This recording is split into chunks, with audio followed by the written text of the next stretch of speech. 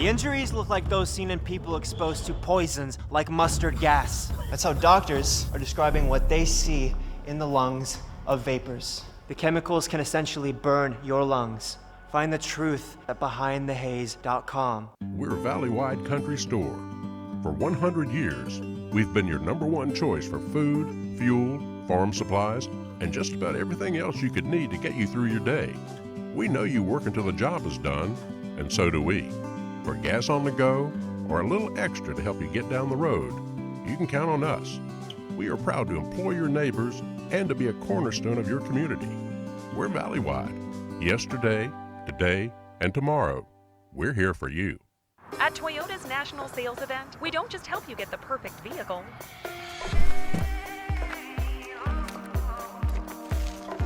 We're here to open new doors that lead to your road to greatness.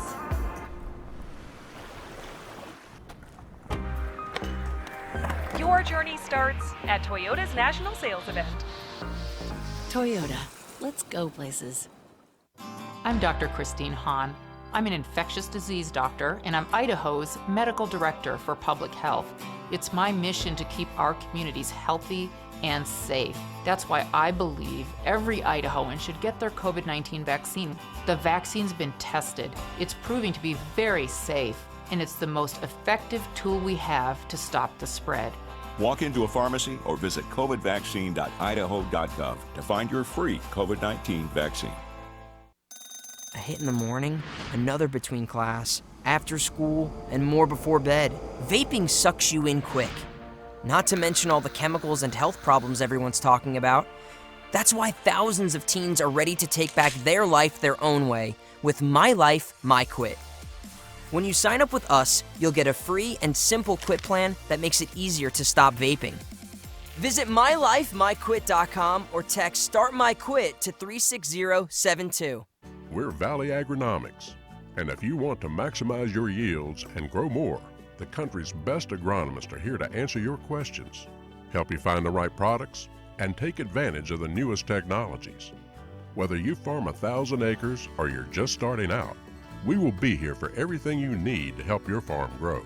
We're proud to employ your neighbors and be a cornerstone of your community.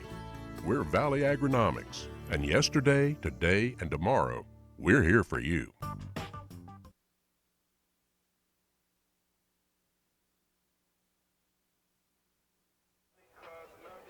Good evening, everybody. Welcome to an edition of the Magic Valley Game Night here on IdahoSports.com. I'm Paul Kingsbury alongside Logan Green. We're here at Carey High School. Great place to be, Logan. They came and they gave us a menu. They gave us a number to text if we need anything. The hospitality here is fantastic. No, I don't think we've ever had anybody waiting on us hand and foot like we have a specific here. Marked parking spot. I mean, we're going to come here every week. We're on top of the world right now. Well, we are here for the Carey Panthers versus the Castleford Wolves. Here comes the color guard coming across middle of the field. We came on early just so we could make sure we got the pre-game festivities with everything. We have a bunch of junior cheerleaders as well. So we're going to keep it right here this time, kind of a break from what we usually do.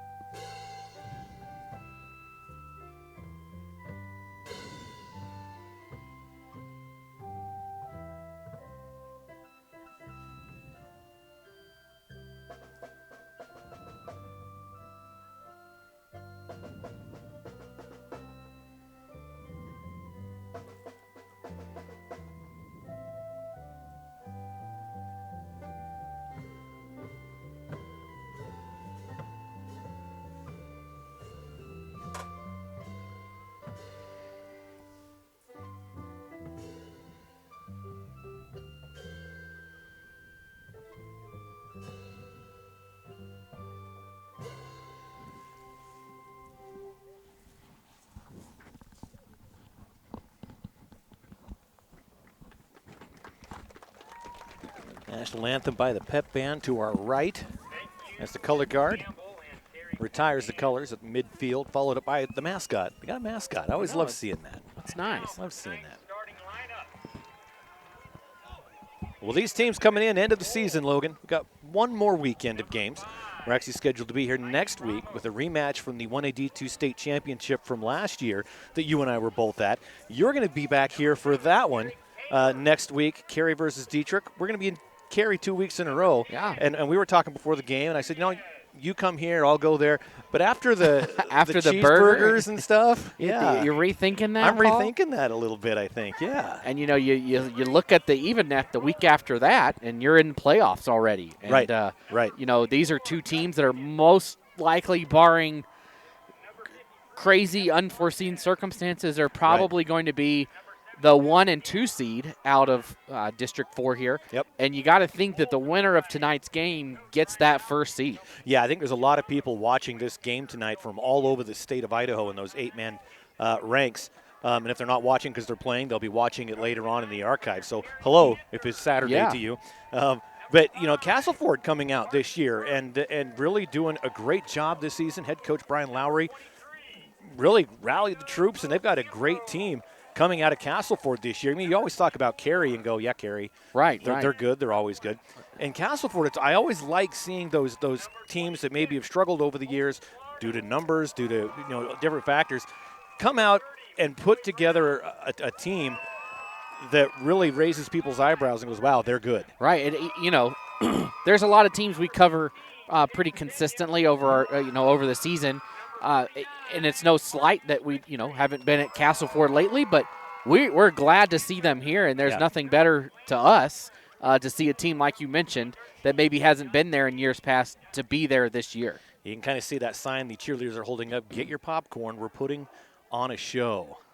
I hope so. Yeah, I hope so too. I hope this is it's a good matchup. I think this is what Castleford really, I think they've just slid under everyone's radar. Yeah. You pop up here and you say, oh my goodness, you're undefeated, and so is Carey. Like, whoa, when did this happen? And here we are. And I don't think anybody before the season maybe would have expected to see this be the game that it comes down to. But we're glad it is, and we're glad to be here for it. Apparently in the 8-man prep cast, which we have prep casts that we've expanded into every week. Hopefully you've all have listened to them. A couple of weeks ago, apparently I might have upset and made some bulletin board material for the Castleford folks. So it wasn't intentional, but hey, if it works, great. Got a couple emails from it and went, well, that's not exactly what I meant, but you know what? It means they're passionate about their team. Yeah. And I'd like to see them come in and defend anything, even if it wasn't intentional. It's, hey, that's our team. And we would love nothing more for this to go right down to the wire. And, oh, heck yeah. A final possession game that decides it. I think that's what everybody wants to see here tonight, and should be a good game. I think the key to Castleford, if they want to win this game, they got to stop the run.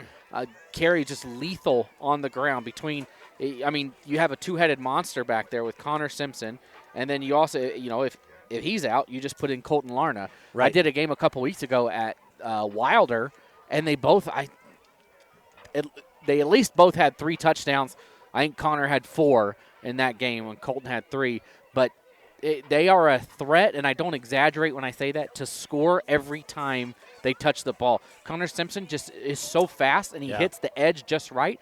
He can go across the field and get that edge. And you see a lot of players not able to get around the edge, but he can do it, and then he is gone if he has open space in front of him. So if Castleford wants to win this game, they're going to have to shut those 2 down.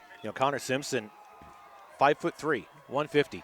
He can get in and out of the tight spaces. That's right. And he's so, just like you said, he's so dang fast. Now, on the other side, Castleford brings in a quarterback that, you talk about dual threat. This kid is dual threat. He comes in tonight, number 7, Eric Taylor. He's got 409 yards rushing, 5 touchdowns, but in the air, 1,250 yards, 17 touchdowns. So a lot of times in the 8-man ranks, it's a lot of ground and pound. Right. And so we're going to see a little bit of both here tonight. But to have 1,200 yards, through, he's throwing for around roughly 200 yards a game. Yeah. And I'm excited to see that type of offense. And in Carey, you typically see them keep it on the ground. They have a new quarterback this year after graduation took Hunter Smith, but Chase Binion's done a great job stepping in there. But he's done everything he's been asked to do. Obviously, they've run through everybody, but it really helps when you've got that two-headed beast back there. You know, the best thing about Chase Binion is his mom, who is the one yes. that they brought up the menu for us and made sure that we were, because we're pretty skinny guys, so they wanted to make sure we ate. Yeah, wanted to make sure we ate. They're like, oh, we regret the decision to make it an open tab for you guys. Nice. So kicking off, we'll get back to that. Going left to right are the Castleford Wolves, taking it. And coming back with it across the 30, just across the 35. Good return for number 26, Colton Larna. So good field position to start things off for the Panthers. Here, before we get started here, we'll get this is great. They've got all the kids out here. It's always fun to see the elementary school kids involved in the high school athletics. So starting things off. Binion gets through everybody inside the 45 to about, right at the 45. By the quarterback, Chase Binion, the senior, 6 foot 160. Quarterback and linebacker. And just how tough is that for the defense when you have Binion who can run, and then you have Simpson and Larna, all three back there. You're like, who's going to get it? Because they all three are effective. Another keeper switches to his left side. Cross midfield to the 30. Tries to cut inside, but a great tackle. Knocked out of bounds by Gabe Manaha. That's the one we didn't ask about. Manaha. Mahana. We're going to go with Mahana. I think it's Mahana. Doesn't mean family. It's a different I think thing. it's Mohana. I don't know. It's been a long time. Oh, Ohana. All right. 1st and 10. Handoff. Simpson comes in, comes out. 10, 5. In for the touchdown. 14-yard run for Connor Simpson. 11-17 on the clock, and the Panthers are on the board 6-0. So that took 43 seconds, and it came all on the ground. That was the quickest 65-yard drive you'll ever see. And right there, kind of alluding to what Paul mentioned, the elusiveness of Simpson. He was inside, and there was multiple people around, and he kind of just zigged and zagged his way out. And that time, Binion, he drops the snap, and that allows Castleford a huge stop on the outside. That one wrapped up. That time, Eric Taylor, the quarterback, with a big stop, and you never know how that can come back to haunt you later, missing those extra points. Absolutely. But Connor Simpson does a great job dancing around inside to score that touchdown. You mentioned those things. Oh, did you have what? Well, their fight song it's a college song. It's New Plymouth's fight song. It's on Wisconsin. That's what it is. Okay. Yeah. That's what it is. Yeah.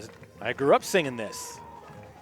Go Grims. It's like, I know this song. It's supposed to be on Wisconsin, but we did fight for Plymouth, fight for Plymouth. On Pilgrims. Or is it Sail Pilgrims? No, we never went sail. We always went the more aggressive route. The sails are more of the Puritan. You're conquering Pilgrims. We were more mean Grims. So set to kick from the 40. Mr. Gamino making sure everybody's lined up right. Tell you what, got a great crowd on hand. Everybody from Carey's here. On the opposite side, Castleford. They traveled very well. Back to receive is Roland for Castleford. Here's the kick by Chris Gamino. Nice kick. Taken by Roland about the 6-yard line. He's going to try and take the outside, cuts back in. Can't get away from him. He'll get stopped. And are just short of the 20-yard line. So Castleford's got to come up with an answer here. That Carey offense has not skipped a beat all season, and they didn't on that first drive. And nothing worse than going down 2 scores early. So even just picking up a couple first downs, I think will go a long way, but they cannot have a 3-and-out on this first possession. Zeke Fisher here on the near side. In the shotgun. Boy, that goes nowhere but backwards. And a sack put on by Marcus Richcreek. Boy, Richcreek just went right through everybody. Now going to be 2nd and 13.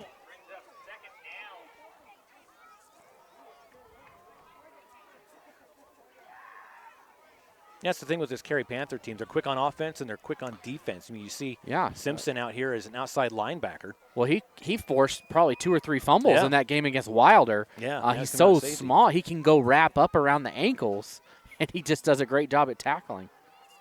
Back to pass. Overthrew the intended receiver, Dacian Nunez. Boy, downfield, wide open. Had Roland, his favorite receiver. And he was down about the 40-yard line shooting up the flare gun. He comes in 9 receiving touchdowns on the year. That's when you watch on tape this week and pull your hair out saying, hey, he was there. But it's also something you can go back to later on. Well, this matchup, Roland, 6'3", 175 against Connor Simpson, 5'3", 150. Low snap, picks it up. Now they're going to air it out. Going right to him. Going up for it in double coverage, brings it down to the 45-yard line. What a great catch for Ethan Roland. And maybe there's the mismatch that's going to favor Castleford. Yep. I mean, he's going to 9 out of 10 times he's going to come down with that with Connor on him. I mean, it's no diss to him. It's just natural Physics. born. He's taller than him. We're following the science here in our discussion. We do. So back to it, 1st and 10. From their own 44-yard line at the 10-minute mark, first quarter. Thanks for joining us here on IdahoSports.com. Taylor, quarterback keeper, cross midfield to the Carey 48-yard line. Picks up about 9 yards on that one. It's going to be 2nd and 1. Little confidence brewing now for the Wolves after that big third down conversion. It was 3rd and 13, and they could not lose that possession, and they keep it going. And now look at it. They're all of a sudden inside Panther territory. Back to the line. Taylor under center. Quick snap, quarterback keeper gets the first down, plus about 5 yards. Great play by the Wolves. Quick snap and good push up front. Evan Fontes, the senior, 6', 255, leading the push up front. Castleford's a big team. This is the first time I've seen them this year, and they're big. And that's got to hold some sort of advantage, obviously, in their record this year, but for a potential playoff run. Yeah. At the 9-minute mark, 1st and 10. Handoff. Come the near side, nice spin move, and finally taken down Dacian Nunez at the 40-yard line. Gain of a couple. Nice tackle by Richcreek. Lee J. Cook, our good friend here. Yeah. He put up the sign for us to park, but his sister is taking tickets.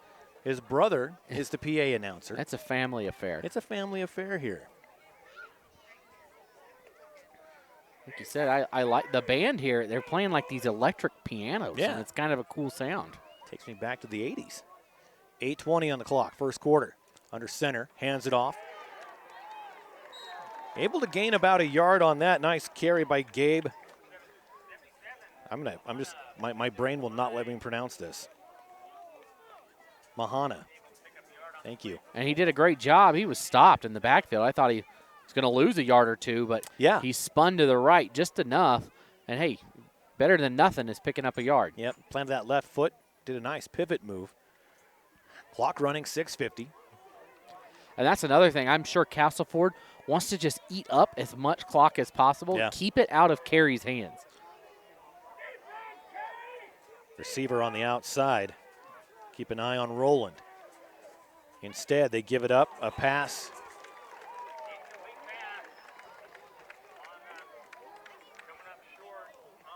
To Mahana. We're going to go Mahana. Looks like they're going to go for it on 4th down. I think Absolutely. I think it's the right call in this position. Well, it's just like you said. You got to keep that ball out of Carey's hands. Yeah. I don't think there's much difference. If you punt it here, you put them back 20 yards. Yep. What is that to them? Yep, exactly. Good call, head coach Brian Lowry. 4th and 7. They're going for it. In the shotgun is Taylor. Airing it out downfield and just out of the grasp of Roland. But nice pass defense put on by number 16 out there, Chase Benyon. I thought he might have had Mahana out in the flat over there around the 30-yard line. Decides to go deep, comes up short. But again, I still like the call to go for it. So Carey takes over. Pretty good field position at their own 39-yard line. 7:26 on the clock here at Carey High School. It's going to get a little nippy here before the final horn. Yeah, sun is almost completely gone there behind us. Yeah. Simpson coming to the near side, and he's going to get brought down. Well, he actually got away from him and then got pushed out of bounds. First man on defense was Zeke Fisher. Man, he got up, so he gets up to the 42. I thought he was going out around the 39 for no gain, but I guess that's the advantage of being small. You can bounce around like that.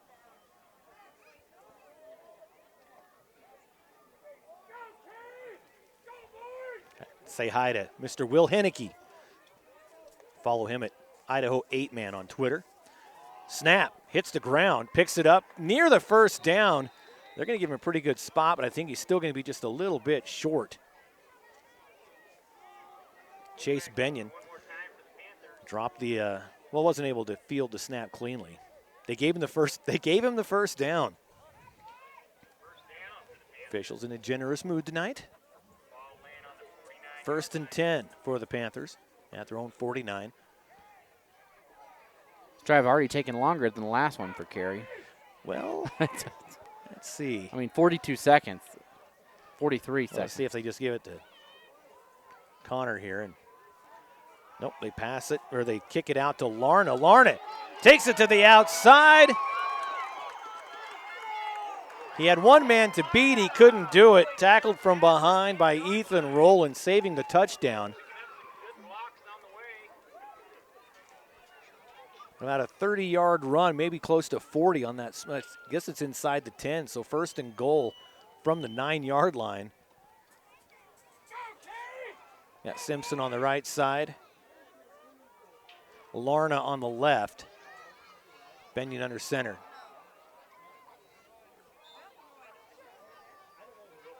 Let's see, bobbled snap again. So that's 2 on this drive alone. No gain. That'll be second. I guess they gave him about half a yard. So 2nd and goal. I can't keep putting the ball on the ground. It's been okay so far. They bobbled the 2-point conversion snap as well. Eventually, Castleford's going to get one of those. Benyon under center. Takes a snap, gives it to Simpson. Simpson stays on his feet. There's a flag down. He stayed on his feet, but is that a red flag? It's red or pink? I think it's pink. Okay, October, breast cancer awareness. I think it's pink, yeah. Got it. I thought, wait a minute. It looks like it's a hold against Carey. So that'll push him back.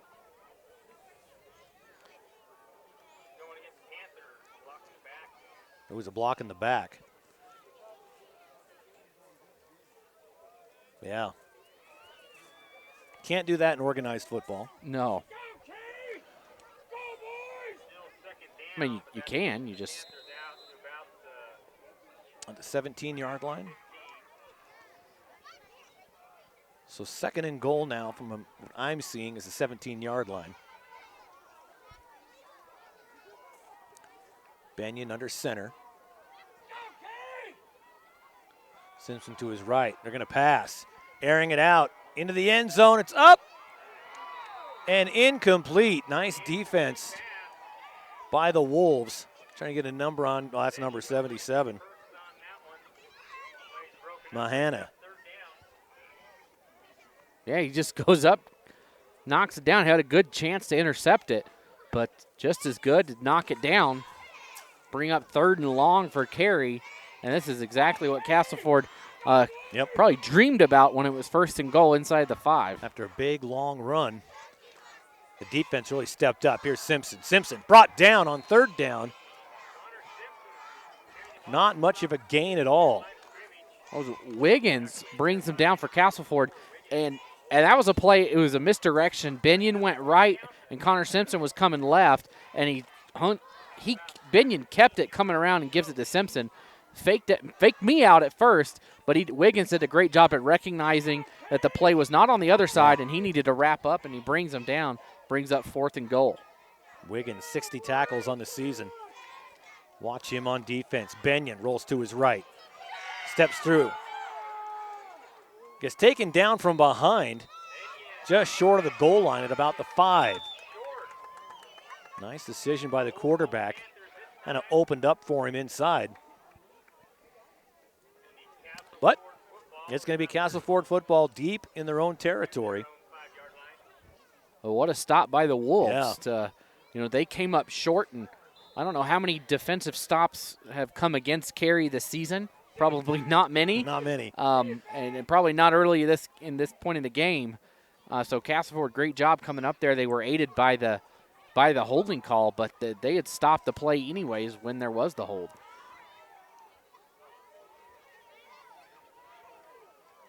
So direct snap to Rowland. Trying to get a little bit of distance between the goal line and the line of scrimmage. They get to the 10.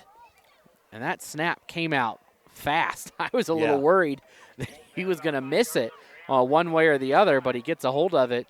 And, like you said, gets themselves some breathing room. It's not a bad idea to put your 6'3" guy when you're snapping into the end zone, just in case.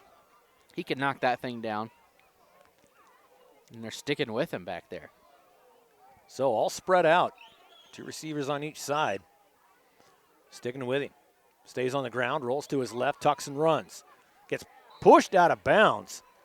But I think he's going to get the first down, or he should get the first down. Yeah, he dove forward, kind of a bunny hop type dive, and leaps forward, and a big first down for the Wolves. Pushed out of bounds by Rich Creek again. Hit the 4-minute mark now, first quarter. 6-0 after a missed 2-point conversion. Then after a turnover on downs, Carey makes it all the way down to the 9-yard line after a penalty. Gets pushed back 10 yards. And then a good defensive stand. Castleford gets the ball back at about their own 5. So in the shotgun. Little short pass. Complete to Nunez. Nunez on his feet and finally gang tackled at the 24-yard line. That was an interesting route because Nunez stopped short, and then Alvarado was behind him, kind of parked behind him, and the defense was kind of drawn to Alvarado back there. But like you said, Nunez just a couple yards in front, and he comes up with a catch, brings up 2nd and short. So I like an interesting route that the coaches drew up there for Castleford, and it worked pretty well. Now at the 3-minute mark. Still in at quarterback is Ethan Rowland. 2 receivers on each side. And flags are flying. You're going to offsides on Carey. Yep. So some free yards. It was 2nd and 2. It'll be first down.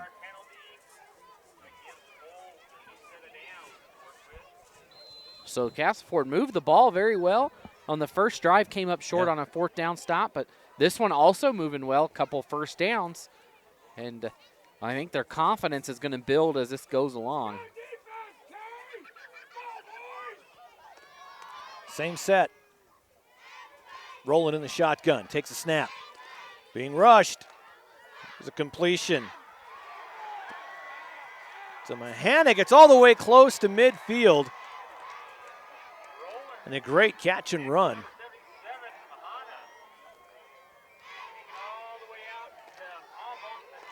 Right about the 49.5-yard line. PA announcer saying Mahana. So or maybe he just heard us. I'm not sure. No, that's what I was thinking about. I was like, do we go off what he said? But either way, what a move. He had a defender in front of him, got around him, and then still was able to pick up another about 10 yards after that initial contact. And they're knocking on the door of Carey territory once again. Just hit the 2-minute mark now. Castleford at midfield in motion. Goes Mahana. Rolling to the near side is Rowland. Rowland Throwing it downfield just off the fingertips of his receiver, Fisher. Just couldn't get underneath it. I think there's a hold, so it probably wouldn't have mattered anyway.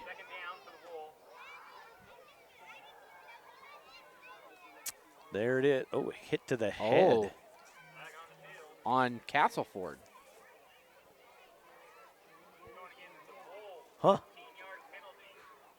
I was watching the action. I did not see that. It was on the other side of the line. So as he was rolling this way, it was over the flag dropped over on that left hash. And they're pushing that thing back. Yeah, that's a 15-yarder. They don't mess around with that. No, yeah, that's you hit the head, you're done. Well, in college, you're out. You know. And I think that's one thing. I think Lane Kirkland had a question for the official to ask about that, and the official said, no, just kind of, it didn't warrant that. Takes the snap, rolling.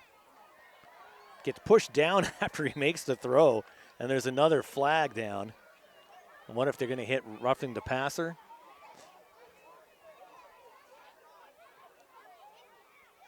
As Rich Creek came through. Yeah. It is roughing the passer. And it was roughing the passer on Rich Creek. As he came through and just gave a pretty good little love tap there after the throw. Yeah, you just can't. It's just not worth touching a quarterback, and you don't want to do that. It depends on how you look at it, because he's going to be watching for Rich Creek now, right? That's true. In a situation and they were like already back 15 yards, so playing with house money at that point. Yeah, because this isn't even going to bring up a first down. Gets him back between the sticks, though, and back into Carey territory. This was one of the rules I spoke with. His name is Jason Schultz, an official in District 3, whose daughter is actually the first female official in Idaho. Yeah, and she's a high schooler, right? Right, at Bora. And I asked him, what's the most misunderstood rule in football in Idaho? And he said that personal fouls aren't automatic first downs. Yeah. Makes sense. But, they're going to do it, so I take that back. Well, pass interference wasn't an automatic first down. That's a 15-yard penalty.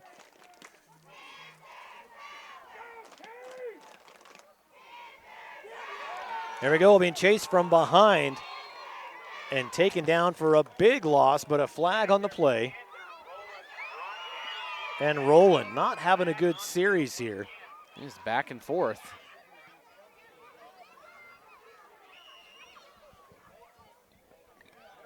And a hold on Castleford.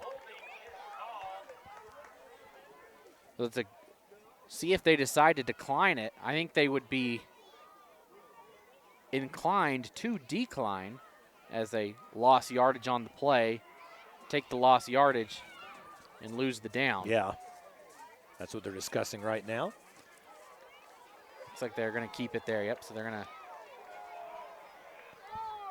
Minute 23 to go, first quarter. Oh, no, he's going to take the penalty.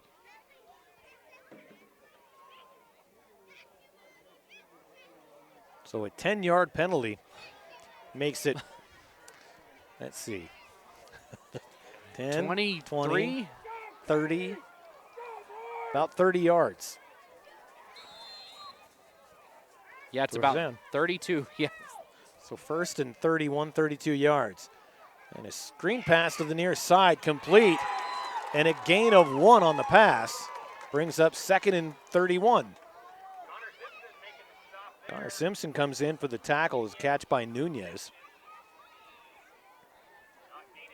Well, after getting bailed out and a big first down off of the penalty for Castleford, had the ball at the 45. They've moved backwards, a couple of big penalties on both sides, but looking to net out in favor of Carey as those two holds against Castleford really hurting the Wolves right now. Clock's running, we're at 40 seconds. Taking a lot of time in the huddle.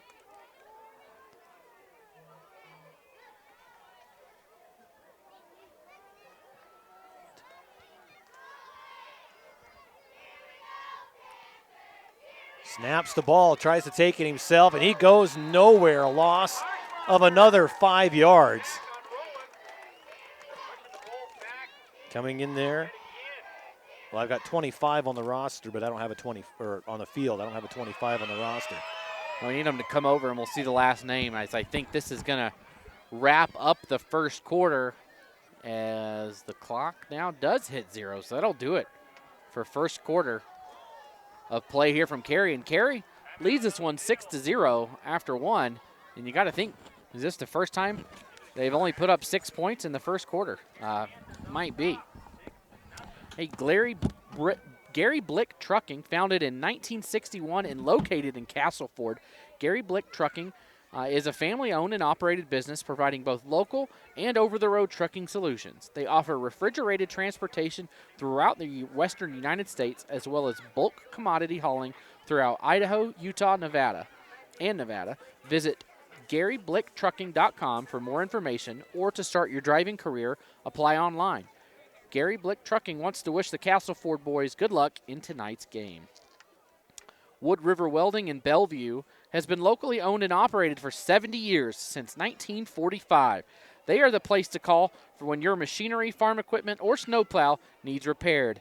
Their number's 788-4112. That's Wood River Welding, and they are a proud supporter of Carey High School football. Good luck, Panthers.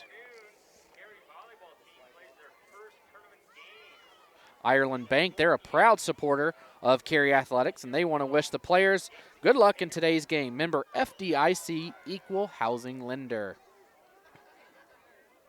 Finally, John's Heating. They're a family-owned business that has been serving the Wood River Valley since 2001, offering the very best that Lennox has to offer for all your heating and cooling needs. Go Panthers from everyone at John's Heating. So this brings up third down for Castleford. They're going to have to throw deep here, and they do so. And this one's going to be almost intercepted. See who that was for Carey that almost came down with the interception. Looks like number 5, Carson Perks, almost comes up with it.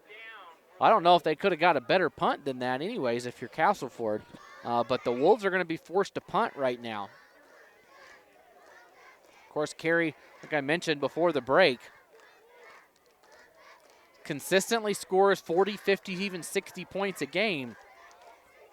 Only held to only 6 in the first quarter. So it looks like Castleford will punt. Back to kick will be Roland. He's going to keep it. He's going to run. Oh, he's going to boot it, and he gets away a good kick. That one takes a great Wolves bounce. This one's still rolling and dies at the 30. So what a great punt there by Ethan Roland as he rolled. No pun intended there. How you like that? No punt intended. We'll take it. So Roland with a great punt all the way down to the 30-yard line. So it'll be 1st and 10 for Carey as they take over at the 30. Now, a proud supporter of athletics across the Wood River Valley, the Snow Bunny Drive-In wants to wish the Carey football team good luck in tonight's game. Home of the best hamburgers in the valley, at Snow Bunny, they use only the freshest meat. Come in today and try one of their great shakes made from homemade ice cream. That's the Snow Bunny way, right there on Main Street in Bellevue. So a run for Connor Simpson, and he busts it up the middle. He's got one man to beat. It's going to be brought down out of bounds around the 10-yard line. That time on the pursuit was Roland, but Simpson, once again, if he can get through the line, watch out. A huge run there for Connor Simpson.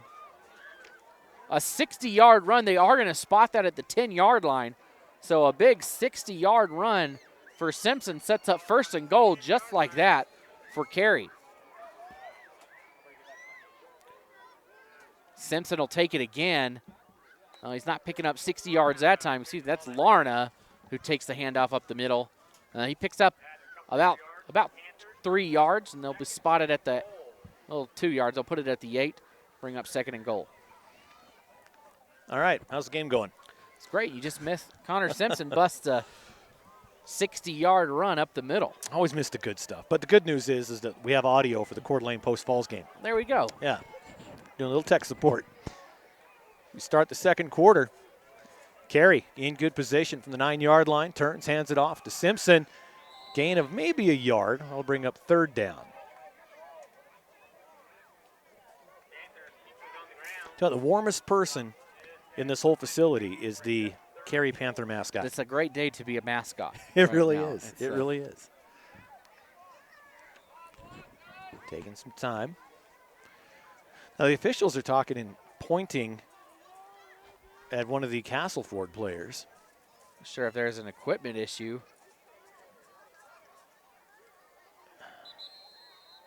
What? He's got a knee brace. I'm wondering if they're, sometimes they're particular about that, those pants covering the knee. Well, a timeout is taken by Carey. 10-15 here in the second quarter. We'll leave it right here. M&J Motors in Carey is your place to go for all your car care needs. Serving the Carey community for over 34 years, they are locally owned and can help you get back on the road again. If your car isn't running, and it should, bring it on over and let the folks at M&J Motors take care of the rest. From parts to service, they do it all. M&J Motors is proud to support the Carey Panthers. Locally owned for 20 years, let the experts at Valley Tile and Floor in Haley help you find the best flooring solution for your residential or commercial property. From carpet and cork to hardwood and marmoleum, the team at Valley Tile and Floor provides the best premium flooring options and installation services. Don't let flooring cost you a fortune. Start planning your next project and request a free estimate today by calling Barbara at 788-4840 or visit them online at valleytileandfloor.com. Valley Tile and Floor, proud supporters of Carey Athletics, and they want to give a special shout out to number 1, Preston Wood, in today's game. Number 1 on the program and number 1 in their hearts. 10-15, second quarter. Back to the action after the timeout.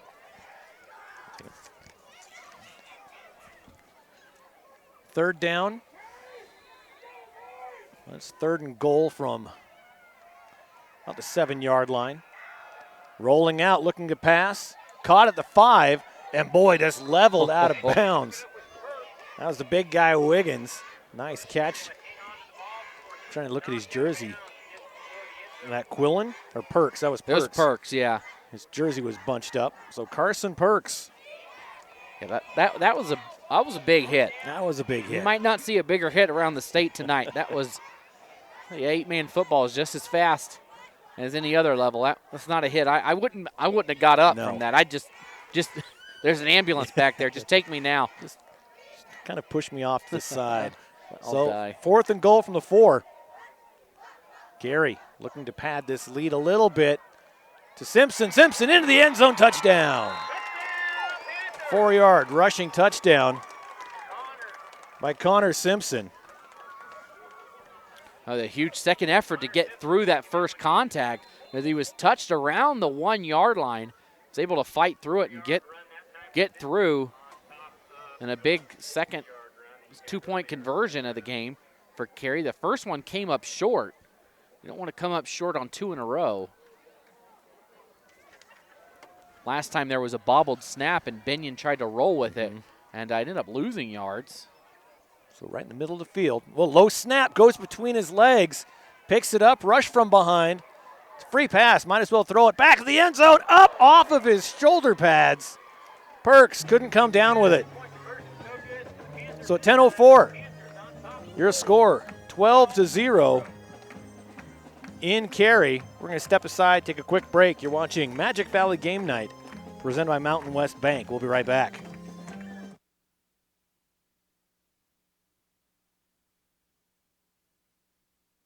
Banking.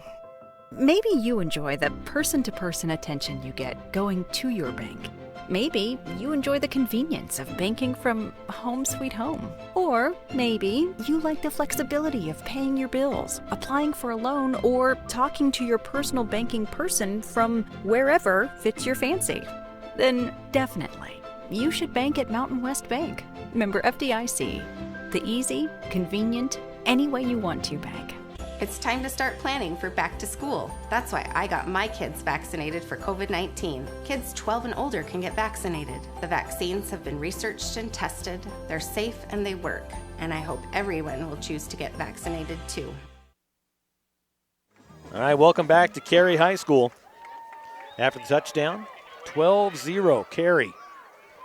10:04 in the first half. Panthers, big boot. And the whistles are blowing it dead as we got an offsides on Carey, so that'll back him up. Push him back, way back. And they've got the junior cheerleaders here doing jumping jacks for the points on the board. Nice work. 12 jumping jacks. That's exactly 12 more jumping jacks than I've done in the last 10 years. And that's 12 more than I can do if you ask me to do them right now. All right, set to kick from their own 35-yard line this time.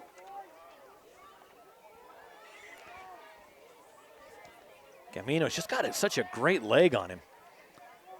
Taking it to 15. A lot of good yards.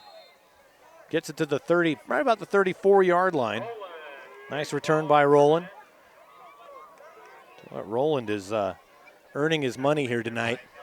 Yeah, and this is a good field position for Castleford. That last drive, I mean, you take away the penalties, they were moving the ball well, and they had it. They started that drive at the 3 or 4 yard line and were able to get the ball out.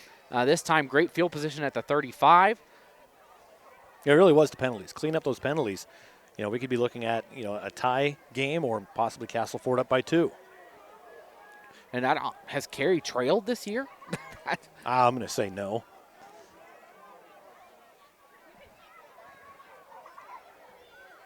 Run to the far side.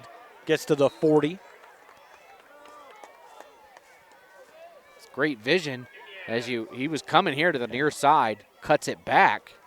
Doesn't get much, but he wasn't going to get anything if he kept going this way. Nunez picked up 5, so 2nd and 5, 9:36 on the clock, ball on the 40-yard line, right in the middle of the field. And for me personally, that's a great spot in the 8-man to be in the middle of the field because you've got left, you've got right. You can do a lot with 2nd and 5 in the middle of the field. 3 less guys out there. It's the field, a lot more green grass. Fisher on the near side. Handoff. They gave that one to Mahana, and a flag comes from the back. See what the flag is. Probably another hold. And it is, and it's on Castleford.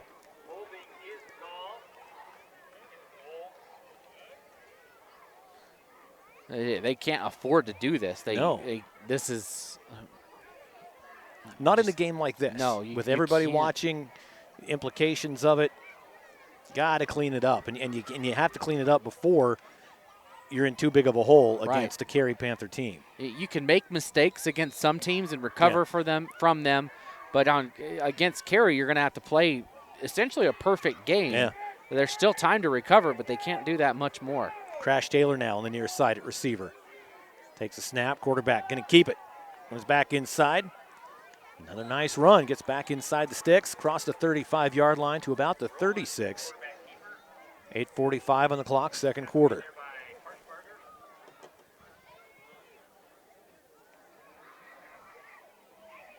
So big third down. Your last drive, they ended up punting. I even think it's 4-down territory for them, if they're not in a 4th and forever like they were. So I don't even know, you don't need to pick up everything right here. If you can get 5 or 6 and make it a short 4th down conversion, I think you see Castleford go for it. So coming to the near side is Zeke Fisher. 2 receivers to the right in the backfield. Mahana. Pass across the middle, in and out of his hands. Catchable football, just couldn't come up with it. Zeke Fisher. Tell me that ball was coming in hot. Had some zip on it. Had a lot of mustard, like that double cheeseburger we got before the game. Definitely want to thank everyone in the concession stand. And, we'll got to thank Dusty. Yeah. Right? Dusty's paying for it all. Dusty, it's a great sponsor of every game we do here on Idaho Sports with Dusty's Electric. Going to run him out of business, though, with how much food we're going to take. So, said 2 of everything, and they are going to punt it away. Good punt. That's a knuckleball. Lands right at the 30 and takes a great Carey bounce all the way inside the 15. Boy, about the 12-yard line. So a great punt. I'm sorry, takes a Castleford bounce. Yeah, that one took about 20 yards on the ground. And I saw that last week in a game where the returner didn't even try. It hit at the 40 and went inside the 15. Wow. Just an incredible angled punt. You know, speaking of Dusty, for quality and affordable electrical repair and services in Carey, contact Dusty's Electric. Dusty's Electric is a proud supporter of Carey Athletics and wants to wish the boys good luck today. Of course, Dusty, the father of Connor, stud player. It's a handoff. Speaking of Simpson, here he is. Boy, he gets leveled. A two-man attack. They had Ramos take the top, and Mahana, or the bottom of Mahana took the top. Simpson brought down. Only gain of a couple of yards, 2nd and 8. Their own 15-yard line. Takes a snap. Again to Simpson. Simpson brought down in the backfield. They're going to give him forward progress to the 9. But boy, they are keying on him, and they're getting to him quick. Hey, this is the most. I mean, I think he's over 100 yards rushing so far in this first half. But how many times do you see him stop in it like that? He usually gets that edge, but not against Wiggins. And that's a couple of big stops by Wiggins so far in this first half. That time he throws him backwards. And like you always say, Paul, forward progress is wherever you go down.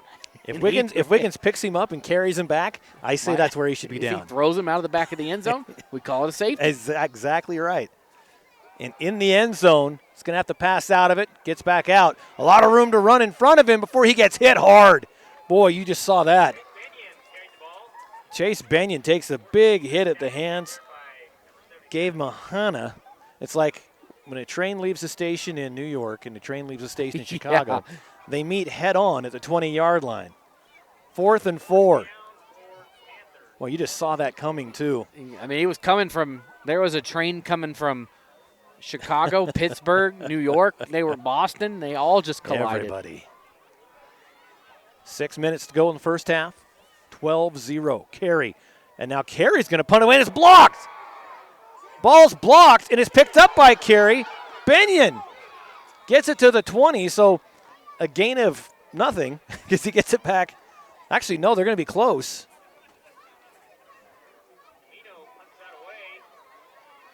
Close, but yeah, no, they're very emphatic that it's Castleford ball. So Gamino gets his punt blocked, goes straight up in the air, and so you see Castleford taking over with about 5.5 minutes left at Carey's own 20-yard line. Huge, huge stop. If they can burn 2 or 3 minutes and punch it in, you know, they get the ball back to start the second half. That's right. What a huge block that was by Castleford. One receiver on the left, 2 on the right. Rowland with the football, comes to the near side. Gets a lot of yards on that sideline before he gets pushed out of bounds. He got knocked down out of bounds and kind of sat there for a second and then pointed first down. And he's a little bit short. Well, I just give it to him for the theatrics, It's like calling your shot and having it caught at the warning track. Dang it. So 2nd and 1. They'll take the 9 yards. They will. They'll take the 9 yards. 2nd and 1. First down is right at the 10-yard line. And they're that one out of bounds, so clock is stopped. But they're taking their time here. They want to get it perfect. Rolling in the shotgun. Takes a snap, rolls to his right. Tries to cut back inside, but he's going to get brought down for a loss of at least a yard. It almost looked like he was trying to pass it, that he was running out and somebody was supposed to break free, but nobody did. Well, he tucked it a little bit too soon. He rolled to that right side and then tucked it like he was going to run. And after he did that, somebody became free, and so then he tried to pull it back out.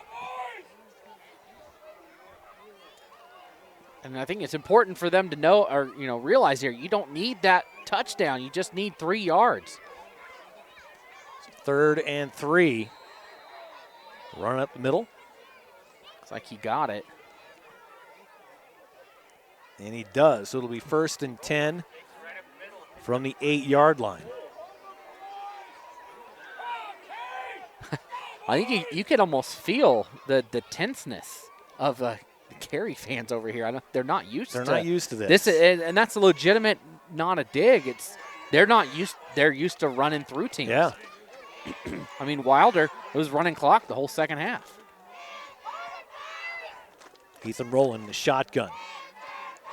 Snap. He's going to keep it himself. It's him all the way. Coming to the near side. Tries to turn the corner. Gets taken down at about the 9-yard line. It was Binion that brought him down. Yep.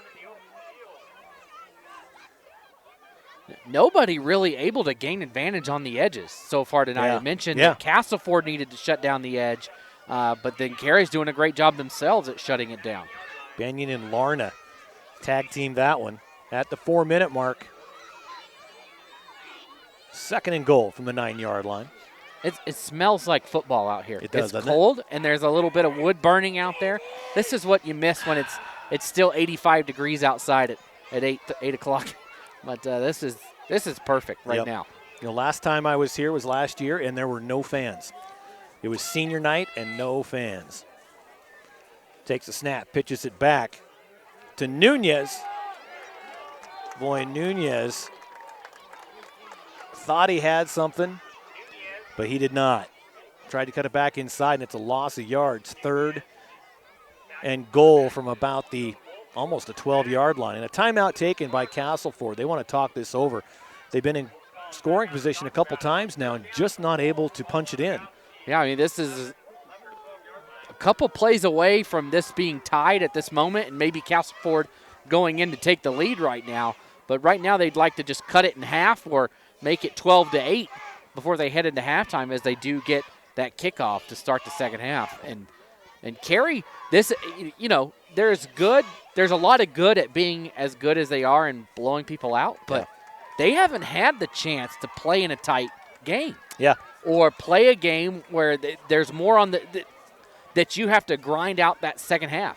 Castleford has had that, and that they needed to beat Dietrich, a game that a lot of people said, oh, Dietrich state champs, Castleford, what have you done lately? And they come and improve themselves. Yep. Carey hasn't had to prove themselves all year. Everybody knows who they are and knows what they're going to do. And right now they got their heels. I mean, they have the lead. Yeah, and it's weird. They're up 12-0, and we're talking. But it's just a different dichotomy that you've seen from them all season. So 3rd and goal from the 12. And now they've got Taylor back in at quarterback. Back of the end zone, intercepted. And I see what they tried to do. They tried to send Rowland out there at 6'3", 175, take advantage of his height. They put Taylor back in at quarterback. Good throw. But they just couldn't do it. It was Perks that came up with the interception, but there's a downfall of that. He should have just went down in the end zone. He caught it in the end zone, and he brings it out to the 1-yard line. And now Castleford, if they can, we saw it on the block punt, they can get back there. Yep. If they're able to get some pressure, they might come away with 2 points. But we mentioned it. You said a couple of times to score, and they didn't come up with it, and they're going to be really pulling their hair out after that one. Takes the snap. Simpson trying to get a little bit of a gap. Gains a couple of yards there. He's 2nd and I think about 7 from right about the 5-yard line. 3 minutes to go in the first half. As you mentioned, Castleford will be receiving. So if they can keep Carey out of the end zone, they'll start the second half with the ball and only down a couple of touchdowns. Now, they'd love nothing more than get the ball back this half. But Carey is going to play a lot of that, what you see right there, and get out of the second half. Or first half, It's 3rd down now. It's 3rd and about, 4. If they're able to get a stop here for no gain, they're probably going to get this ball back. Oh, they'll get the ball back somewhere in the 45-yard line, midfield, somewhere in there. Yeah, time to push it. So crunch time right now. Got to come up with the stop.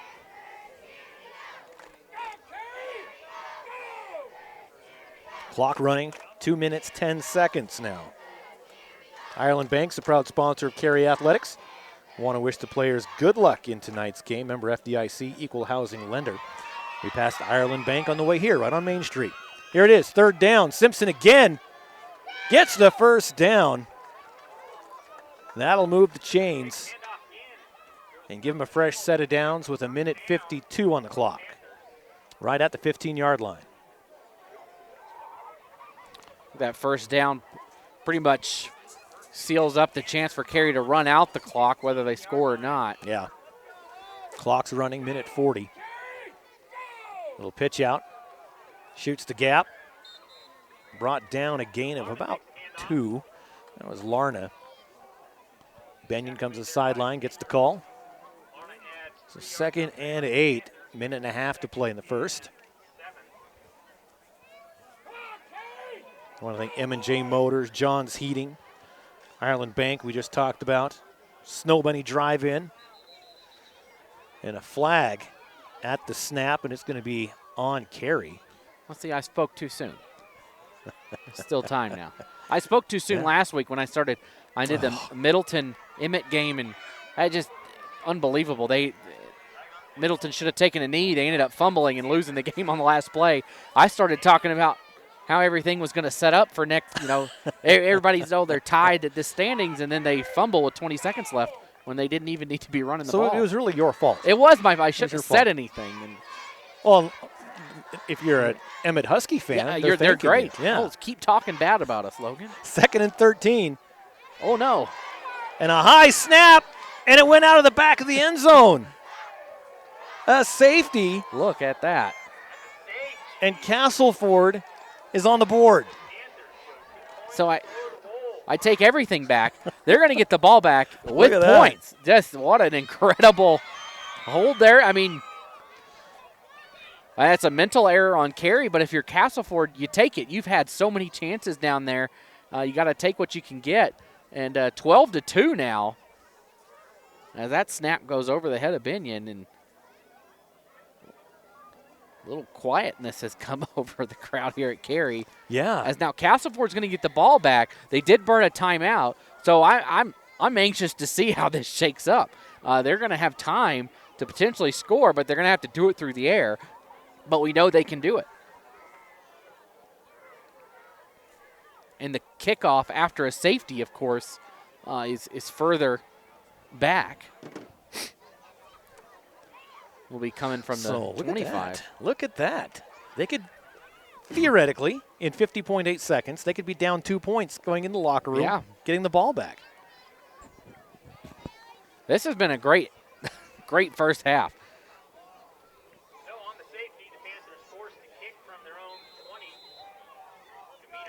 So Gamino needs to have a big boot here. As Ethan Rowland back to receive at the 25. There it is. Kicks away from Rowland. It lands at the 25, but on the opposite side. And Rowland lets it go out of bounds. Great punt, or great kick, excuse me. Yeah, what an advantage that is. Yeah. Usually on a safety, you see that ball come down around the 40, 35-yard line. But as this one goes out of bounds, I think they're going to make them re-kick it. They're going to make them re-kick it. So they'll back him up a little. They want to give Rowland a chance to run it back. And, the thing with booting it this deep, and your players are so far back, you look at this space. If you look here at Rowland, he is standing right there at the 30. Look at all this space in front of him. I mean, if he catches this thing clean and on the run, nobody's going to touch him till he gets to the 50. As this thing spotted at the 15-yard line. One thing Gamino does really well is that hang time. Yeah, and gives his teammates a chance to get downfield. But you're right, there's a lot of room between Rowland and anyone else. And they kick it away from him again, and he kicks even further this time. Catches it at the 25. Back to the 30, 35, 40. Crosses midfield, they're not going to get him.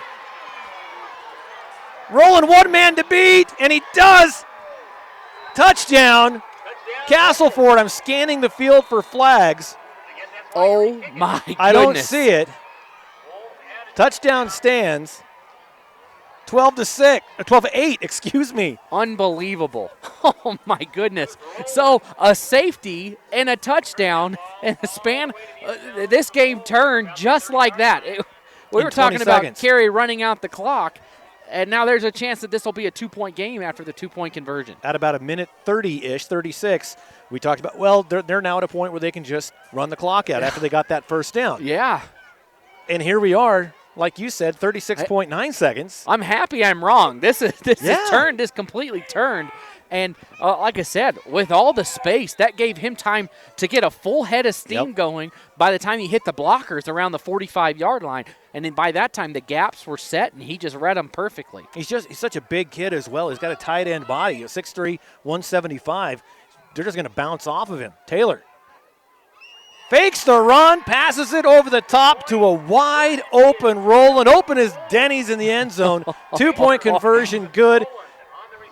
I think I said hypothetically it could be 12-10 heading into halftime. And you're right. Man, what an end to this half. I mean, there's still 36 seconds left. I don't want to say anything yet. It's not done. Because Carey might take this kickoff to the house based on what we've seen so far. But you get a look at this Castleford squad that a lot of people thought, we'll see who they are tonight. And I think everybody's seeing who they are. Oh, I'm seeing who they are. Tune into the Idaho 8-man prepcast next week. I'll be on. And I'll talk you up, Castleford. Well, you have a plate full of crow. Yeah, well, we'll see. Well, there's a lot of game left here. A lot of game. And I didn't say they're bad. Right. I didn't say that. I know what you're trying to say. All right. I just may have not given them as much credit as they would have liked me to give them. And, the winner of this game most likely is going to win the conference. Last year's state championship that you and I did was between Carey and Dietrich, two conference rivals that never played in the regular season because of COVIDs. And there's a great chance that potentially you see another conference meet up between Carey and maybe Castleford. How great would that be? But you look at the bracket this year. We talked about it on the Prepcast. The 1A, the winner of this conference has to play a first-round game against, and they get a bye against the team in Mullen St. Regis that has a bye. Ooh. So whoever wins this, if they win their first-round game, here you go, have Mullen. Yeah. That's not going to be easy. Now, is that in Mullen? No, it'll be here? It'll be probably at Castleford or Carey. You and I did Mullen St. Regis at Dietrich last year. Boy, that was cold. It wasn't snowing, but it had just snowed, and it was. So there's the boot. Good kick by Alvarado. First time he's had to kick this game. And brought down. I saw a somersault over the pile at the 37, 33.1 seconds on the clock for Carey. Yeah, Rich Creek came in way afterwards. He did a nice job. He almost landed it. I'd give him a 5. Did you just take a couple knees here, a knee? I think we're out. At this point, you've seen what's happened. But at the same time, Connor Simpson can break a 50-yard run up the middle like no big deal as long as he holds on to the ball. Yeah, I don't see Coach Kirkland taking a knee in the first half. Takes a snap. Low snap. Has to pick it up. He's in trouble. Stays on his feet. Benyon breaks free. Didn't get the block he needed. He's going to get taken down at the 44-yard line. Timeout to stop the clock at 23.9. Connor Simpson was on this side of the field, but already past the defenders. He couldn't help his quarterback out. He made something out of nothing there. Yeah. I thought it was a disaster of a play at first. And sometimes you see this get in the head of the center where they make a couple bad snaps, and it's hard to get out of the rhythm. And right now, he's had multiple. That ball has been on the ground at least once or twice every possession that Carey's had. And I saw it cost the team a game early in the season. First game I did of the season, 2 snaps dropped, went over the head of the punter. Led directly to 2 scores as it was Capital against Nampa, and the Nampa center just flew it over the head of the punter. Capital took the ball over inside the 5 twice, and those were the 2 different touchdowns of the game. And you just got to correct that. Sometimes it's something that goes under the radar and not seen during a game. You don't think about it. Oh, the center, they got to do a great job tonight, but they really do. 23.9 seconds. 2nd and 4. Benyon looking to air it out. Being rushed. Comes to the near side. Goes out of bounds. That'll stop the clock. A loss of maybe 1, 2. That brings up 4th down with 14 seconds left. Hey, every time they scramble or run, Castleford's making them remember that scramble or run. There has been multiple big hits on the night. Another you will one. Remember me. That time, that was Taylor who laid the smack down there. And what do they do here on 4th down? Get the Simpson. Seriously. Good call. That or send everybody downfield. You don't want to get that punt blocked again. Yeah. But you don't want to kick it away and then have them potentially return this.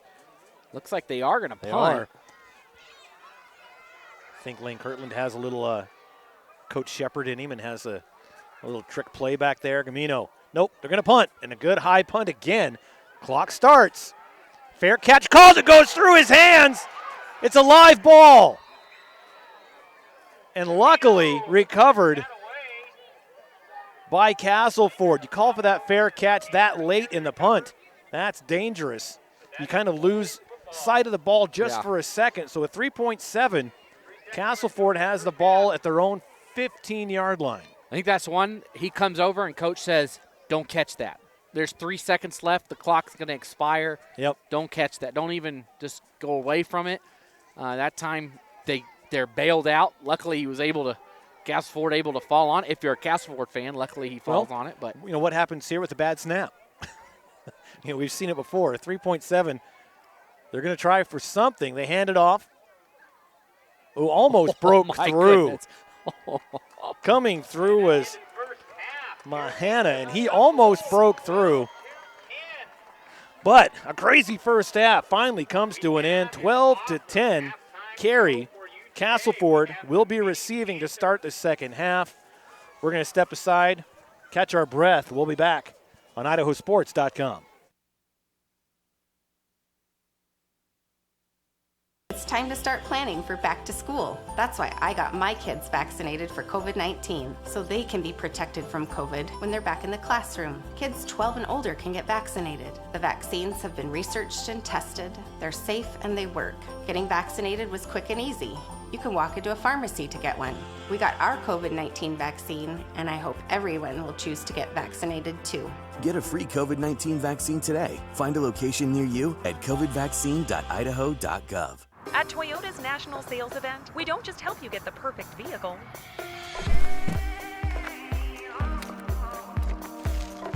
We're here to open new doors that lead to your road to greatness.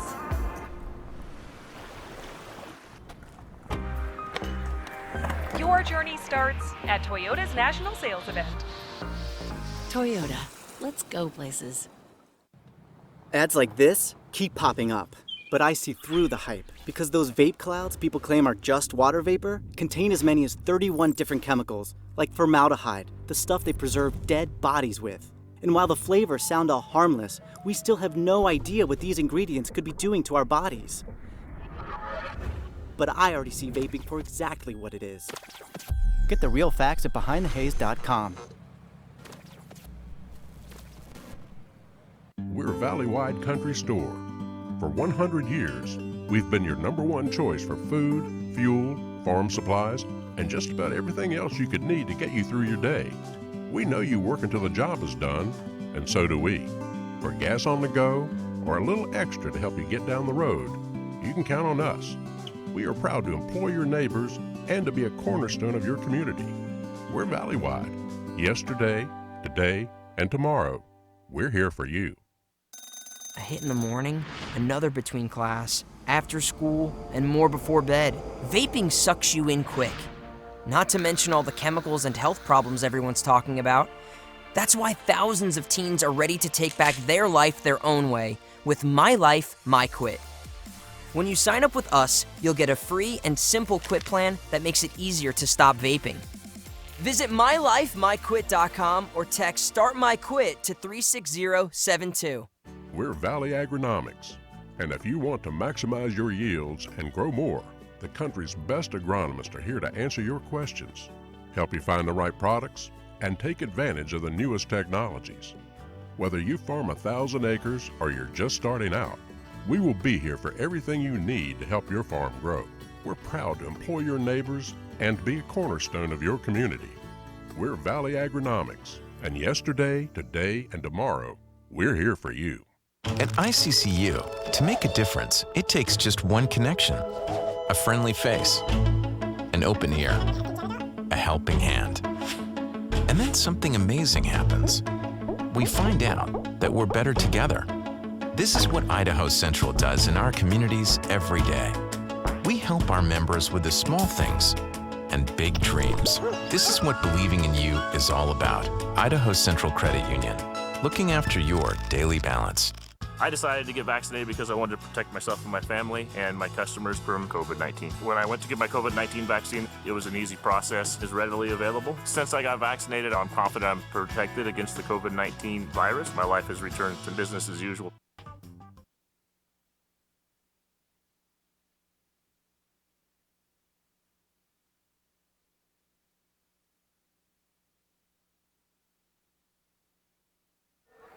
All right, welcome back. It is halftime here at Carey High School, where the Panthers lead the Wolves by 2 points. This isn't basketball. This is football. No. 12-10. Not a common score in football, but it's the one we've got here. Yeah, no, this is what a phenomenal first half this was. And you look back on the last minute of this game, or of the half, where the snap goes over the head of Binion, goes out of bounds.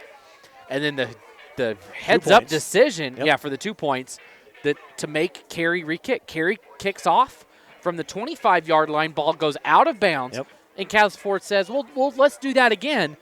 And look what happens. Man, what a decision to do that. And he took it from the 25. So 25, it was a 75-yard kickoff return after they made them re-kick it. And he almost picked it up because when the initial kickoff landed at the 25, and he thought about it, but then it went out of bounds. Smart move because, like you said, they re-kick. And Gamino, great kick. Yeah. Made up the yards, hit the 25 again, and a run back for the touchdown and the 2-point conversion, which they thought Taylor was going to run it in, so they all converged in the middle, and there wide open in the back was Roland to catch that 2-point conversion. There we've got 12-10. Yeah, you look at the kicks like this. Kicking off from the 35 versus the 15 is a huge difference. It doesn't seem like, maybe not, but those your guys have to go double the yardage to meet that returner. Right. And like you said, he took it at the 25. He didn't run into anybody until he got it. He had 20 yards to gain steam and gave Castleford the time to set up the blockers, set up the wall over there. Mm-hmm. He maneuvers his way through and takes it to the house. And could we have a new king of District 4? I mean, it's got a whole half to go. This is what a great first half we've had tonight. To go over the Carey scoring to get their 12 points in the first quarter, right at the start of the first quarter, 11-17, there was a 14-yard rushing touchdown by Simpson. The 2-point conversion, no good. And then in the second quarter, the 10:04 mark, a 4-yard touchdown rush again by Simpson. And again, the 2-point conversion, no good. So 2 rushing touchdowns for Simpson from short range, made it 12-0 till about the last minute of the game, and we just went over that a few times. So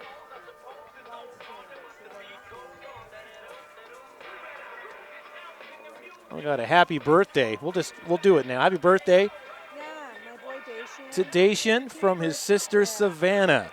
Watching you on live. Where's she at? She's she goes to U of I in Moscow. She's up in Canada right now. She's really smart. Oh, yeah. She's in Canada, eh?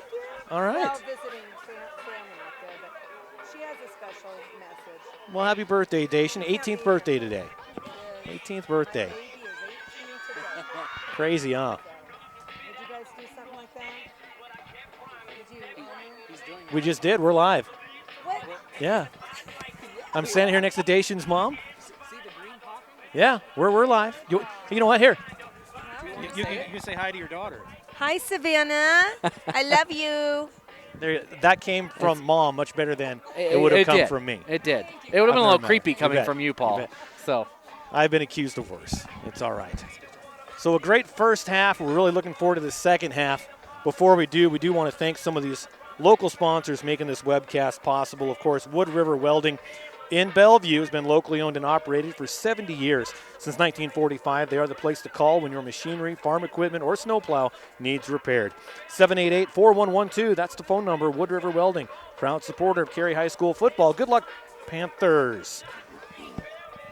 John's Heating, it's a family-owned business that's been serving the Wood River Valley since 2001, offering the very best that Lennox has to offer for all your heating and cooling needs. Go Panthers from everyone at John's Heating. M&J Motors in Carey, past them on the way in as well. It's your place to go for all your car care needs, serving the Carey community for over 34 years. They're locally owned and can help you get back on the road again. If your car isn't running, and it should, bring it over and let the folks at M&J Motors take care of the rest. From parts to service, they do it all. M&J Motors, another great proud supporter of the Carey Panthers. And Snow Bunny Drive-In. If you haven't been to the Snow Bunny Drive-In, you need to go. It's on Main Street in Haley. Great burgers, great shakes. I was there with Sven, and I think he had the banana shake, and he absolutely loved it. The cheeseburgers were great. Last time it's like the pork belly or pig belly, the pork something. It has ham and bacon on it. It's delicious. The last time I was there. You know what? I don't think they'll still be open on the way home. No, it's not that far of a detour it's really to not. go up. Yeah. It's really not.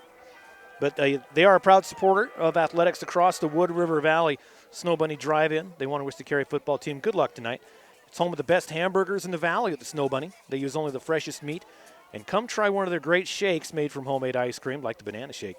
That's the Snow Bunny Drive-In on Main Street in Haley. Go Panthers, and tell them you heard it on IdahoSports.com.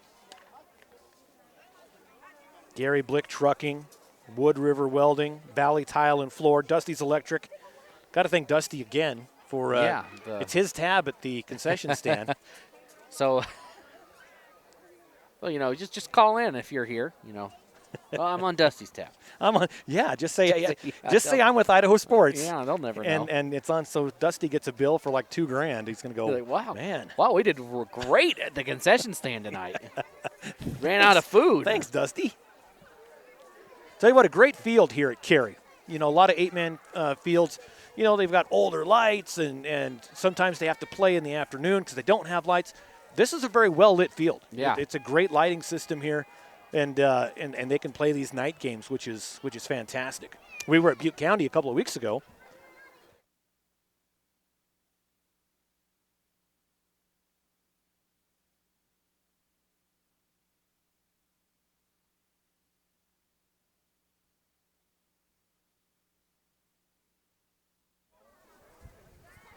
Yeah, we were in Butte County, and they had those lights blown over. Last August, I think, a windstorm came through and blew their wooden light poles over. They were old, and they should be up now.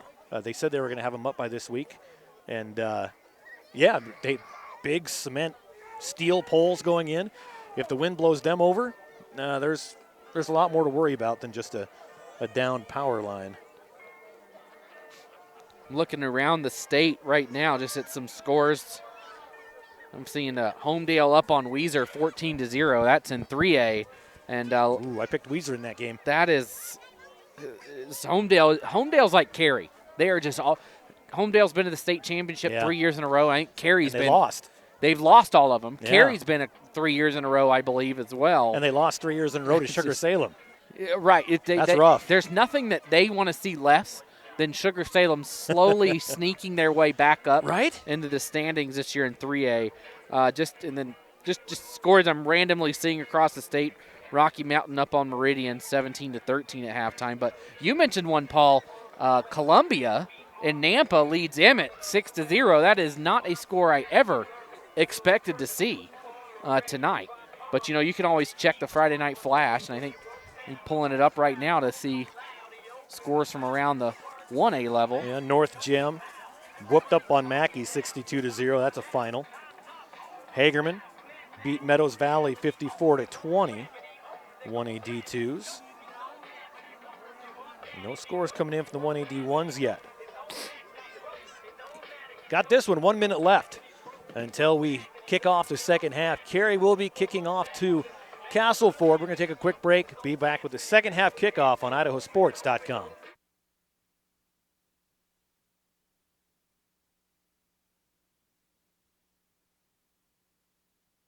It's time to start planning for back to school. That's why I got my kids vaccinated for COVID-19, so they can be protected from COVID when they're back in the classroom. Kids 12 and older can get vaccinated. The vaccines have been researched and tested.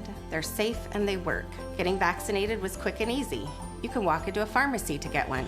We got our COVID-19 vaccine, and I hope everyone will choose to get vaccinated too.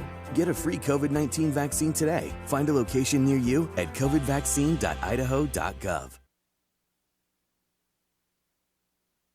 What is it? Oh. Gamino set to kick off to start the second half.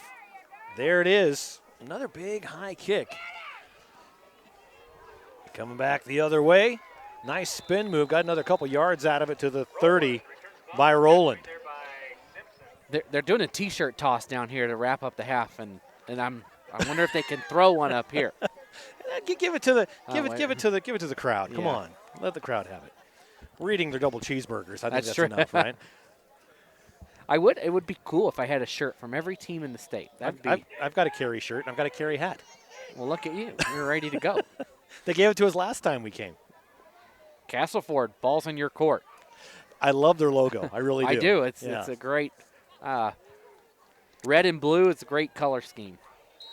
Red, white, and blue. That's right. I love America. It. America. All right, here we go. 1st and 10 for Castleford. Need to take advantage of getting the ball back to start the second half. Down 2 points on the Panthers. Back to pass. Taylor back in at quarterback to Rowland. Rowland try to make a move. Forward progress at the 30-yard line, so no gain. It'll be 2nd and 10.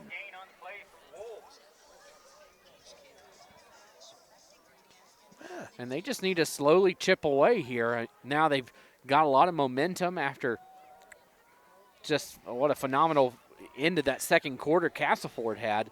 And if they can get some points here, I'm sure they want to eat up as much clock. That ball was not in Carey's hand much of that second quarter. Takes a snap. Taylor going to run it himself, has some room, breaks the first tackle. He's not going to get the next, but he is going to get the first down as he's just barely across the 40-yard line. Great run by the quarterback, Eric Taylor. And he started the game at quarterback, and then they switched to Rowland. And then now he's back starting the second half. We'll see how he does. 1st and 10. I wondered what the frame of mind for that was. Is there a particular matchup that they were looking to exploit, or maybe wanting to keep it on the ground? But like you said, back to the original here. And Taylor moved to the line is where he moved to. Right.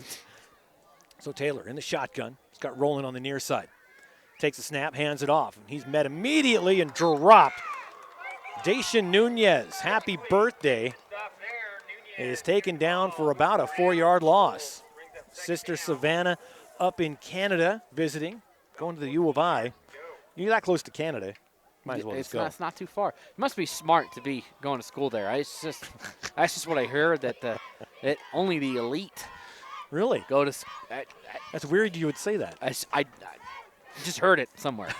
Heard it. On your U of I diploma? Did you hear That's that? exactly where I saw it, actually. Yes. Obviously not if I have a master's from there. And trying to get back, only get a yard on the quarterback keeper. It was 2nd and about 4. And so a quarterback push up the middle. Wondering if maybe there was a bad exchange down low that we just couldn't see. I don't know. So we've got 3rd and 13 now, 10:09 on the clock. Want to give a big hey-ho to Deborah and Kevin Miller watching back in New Plymouth.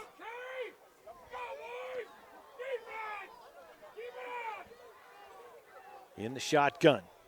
2 receivers on each side. Taylor sends his man in motion. Mahana. They're going to air it out. Rolling downfield. Almost intercepted. As defense turns into offense, Carson Perks almost makes the catch.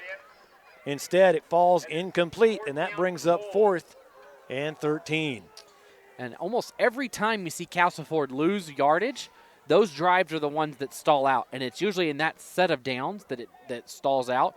They've got to progressively move the ball forward, even if it's 3 or 4 yards. Yeah. But you lose a bunch of yards on first down. Second down, you bobble the snap and only pick up half a yard. And now it's third down, you got to go deep and really only one play to get everything back. And now you're left to punt.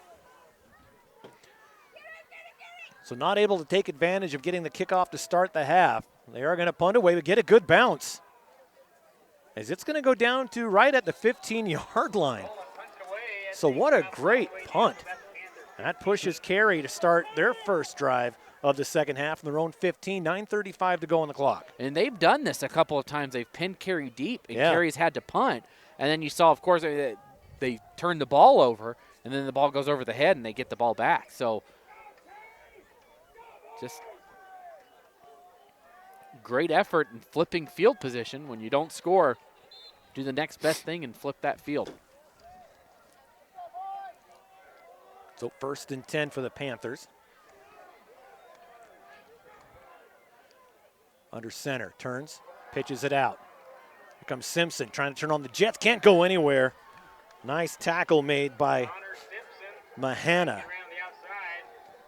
Connor Simpson, we say he's not been able to do much. He's got the only 2 touchdowns for Carey, but one was a 14 and one was a 12 or 14-yard, one was a 4-yard. Yeah, I mean, he had about a 60-yard run, but outside of that, that's his bread and butter, is getting around the outside. Against Wilder, he did that all night. He would cut around, get on the outside, and bust it free, but Castleford not letting him around that corner.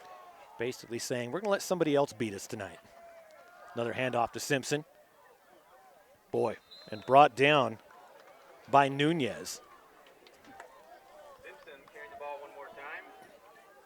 So 3rd and 6. 8:41 on the clock. It's running.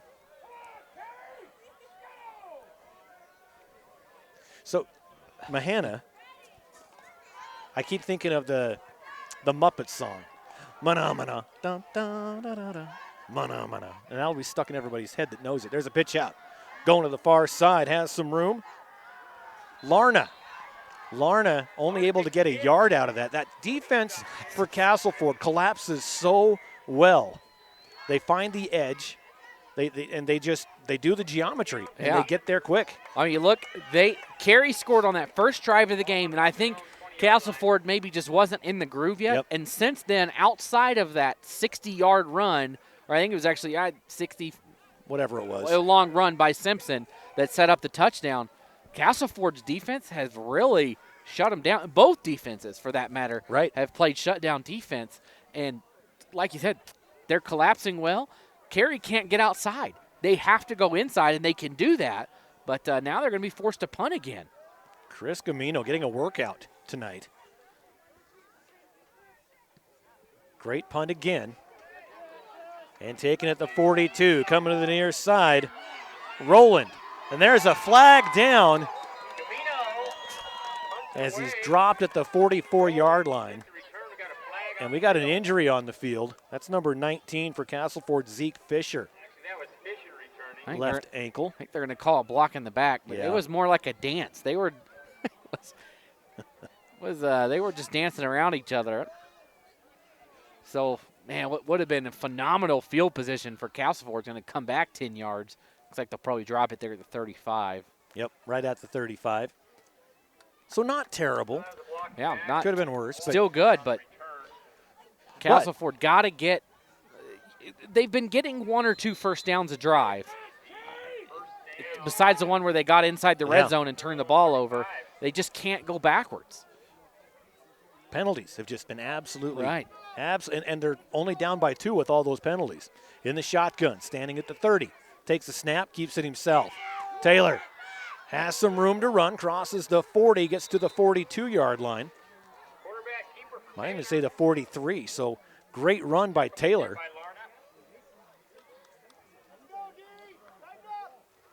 And Taylor, as we mentioned, came in a little over 400 yards rushing, 5 touchdowns on the ground. But with 1,250 passing yards and 17 touchdowns on the year, I'm surprised they're not going to Roland in the air more. I know. I mean, you look, they've had one successful pass early in the game, and Carey has shut down anything else. Well, especially this matchup between Roland and Simpson. 6'3" versus, You got to go after it, don't you think? Handoff. Gets the first down, crosses midfield and trips.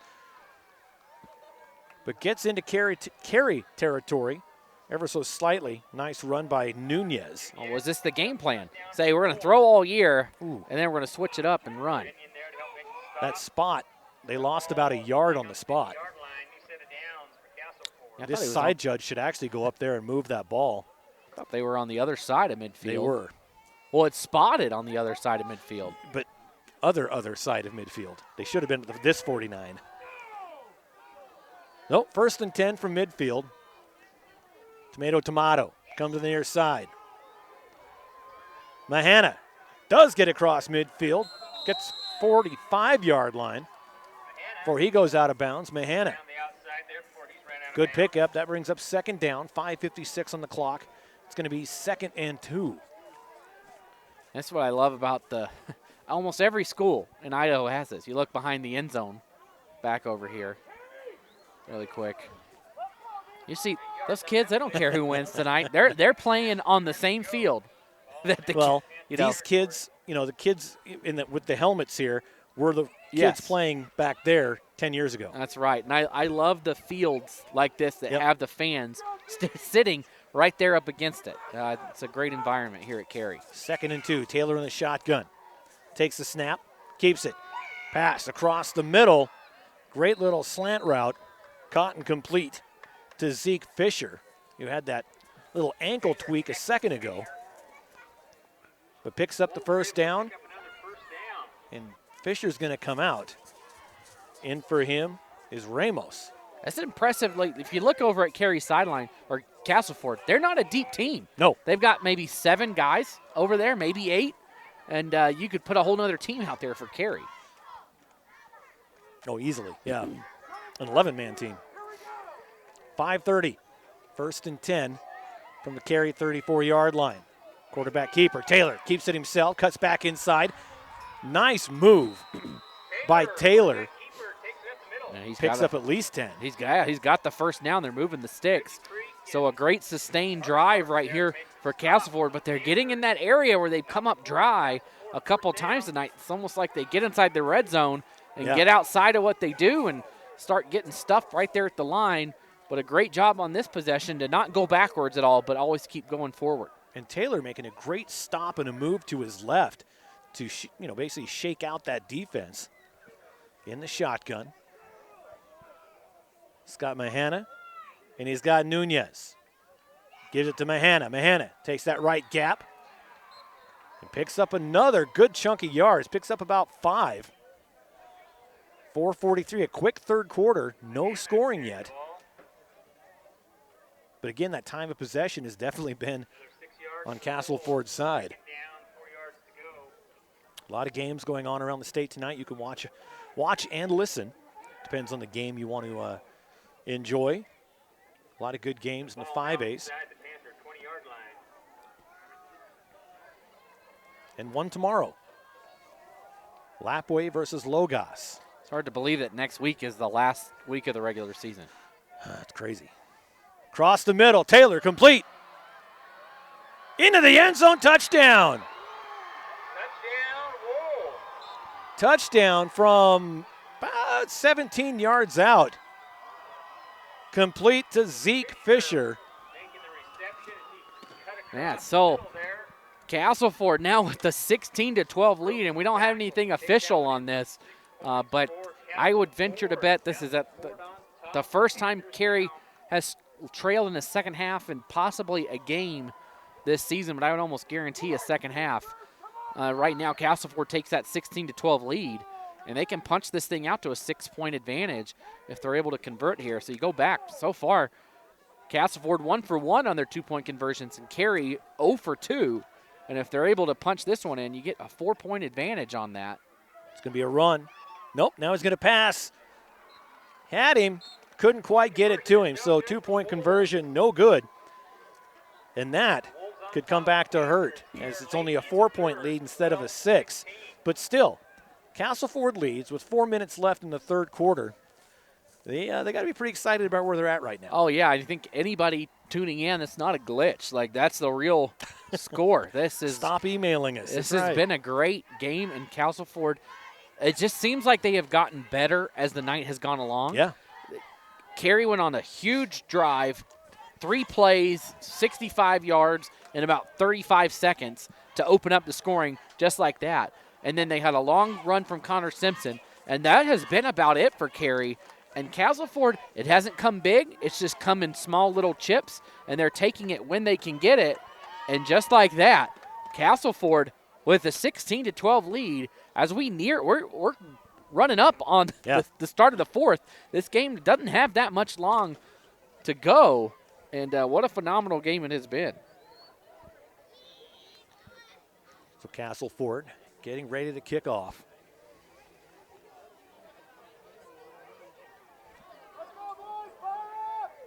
Trying to get that football just right. He does. Whoops. Saw a score from Eastern Idaho. Preston leads Pocatello that game. My mind's on playoffs, just thinking where a team's going to line up. It's very exciting. You know, and if you'd like to read a little bit about that, Brandon Bainey, he wrote a great piece that we published this morning. Just go to the homepage. Brandon's bracketology, and boy, a short kick goes right to Benyon at the 40, and he returns it for 5 yards to the 45. So a little short kick is going to give Carey some pretty good field position here to start off this drive with 4 minutes left. They tried that little pooch kick and maybe thought it would die in there, and I talked to one of the assistant coaches at Bishop Kelly a couple weeks ago, and I asked him specifically about a game they did last year where they pooch kicked it and it died around the 30-yard lines. They picked it up, and he said, they're kids. Sometimes you get in the heat of the moment, and they don't realize they need to get that. Maybe Castleford hoping for that, but Carey too disciplined of a team to sneak that one by him. Hand off to Simpson. Cuts back up. He's got some room. Turns on the Jets. They're not going to catch him. Boy, coming from behind. Fisher almost did, but he didn't. Touchdown from the 45-yard line, a 55-yard run. And touchdown for Connor Simpson. Zeke Fisher almost caught him from behind. So boom, just like that, Carey kind of snaps out of the sluggish drought they had been in, and they take the lead right back. So it didn't last long, a lead on Carey in the third quarter. But Castleford gives up the big play, and once again, it's Connor Simpson. He's just so dangerous, and that time he does it through the middle. They haven't been able to get outside with him as much as they liked to in other games throughout the year, but that time he goes up the middle for a big 55-yard touchdown run. Well, a very important 2-point conversion here. Benyon being rushed, comes to left side. Open but incomplete. Nice defense put on by the Wolves. So another 2-point conversion, no good. Makes it 18-16. It was a 2-point game as we started the second half. It's a 2-point game now with 3:49 left in the third. So it's just a wash, we'll call it. Yeah, it's a wash. It really is. Wood River Welding in Bellevue has been locally owned and operated for 70 years, since 1945. They're the place to call when your machinery, farm equipment, or snowplow needs repaired. 208-788-4112. Wood River Welding is a proud supporter of Carey High School football. Good luck, Panthers. Locally owned for 20 years, let the experts at Valley Tile and Floor in Haley help you find the best flooring solution for your residential or commercial property. From carpet and cork to hardwood and marmoleum, the team at Valley Tile and Floor provides the best premium flooring options and installation services. Don't let flooring cost you a fortune. Start planning your next project and request a free estimate today by calling Barbara at 788-4840 or visit them online at valleytileandfloor.com. Valley Tile and Floor proudly supports Carey Athletics and wants to give a special shout out to number 1 Preston Wood in tonight's game. Woo, woo. That was a special shout out. They're pretty sure that in the Panther mascot is Raquela Peck. Good on her. I like the mascots. I would have loved to have been a mascot in high school. Been a lot of fun. So there's another short kick put on by Carey. And as it's picked up by Ramos, he goes nowhere. So the short kick works for Carey as Castleford will start things off close to the 25-yard line. You got to think that they've been thinking about that kickoff return for a touchdown that they had there at the end of the first half, thinking how can we defend against this? What can we do differently? And edging it towards the side seems to be the solution. Nampa's up on Middleton at the half. Man, it's a great night for football around Idaho. Cats are napping with dogs. Yeah, it's the whole world is upside down right now. Here we go, 1st and 10 from the 25-yard line. Taylor still at quarterback. They're going to air it out, going deep. Has a man in and out of his hands, no good. Turned around a little bit late on it.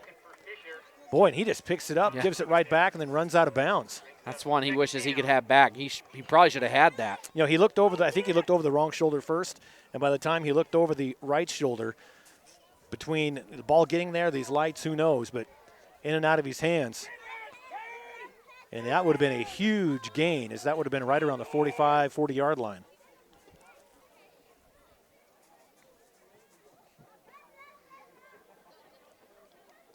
Well, some things are righting themselves. Emmett up 21-6 on Columbia at the end of the third. They got it together there. So 2nd and 10 for the Wolves. Back to pass again. Dump it off to Mahana. Mahana gets about 7 yards out of that. And that's what they had not done on some previous drives, where if first down was a flop like that one was, no gain, they go backwards or get no gain on second and end up with a 3rd and long. This time, they pick up 7 and make it a 3rd and very manageable, where they can keep the ball on the ground and don't have to go through the air to pick up this first down. Gives them lots of options. Castleford gets up to the line. 3rd, looks like about 4. At the 3-minute mark, down 2. Taylor under center. Hands it off to Mahana. And Mahana's going to get the first down. He's going to get it just barely. He got what he needed. That's all that matters. Got what he needed. If you only get 10 yards every play, you're going to win a lot of games, right? That's right. Actually, if you get 4 yards every single play, you'll probably win most of your games. That's right. Unless you have a lot of turnovers as well. That's true. Yeah. Or penalties. Yeah. Now my brain's just working on this. Yeah, I'm sure you could come up with some more. Don't hurt yourself. 1st and 10. They send Nunez out to the far side. Nope, quarterback keeper, Taylor. Drugged down by his feet. Nice tackle.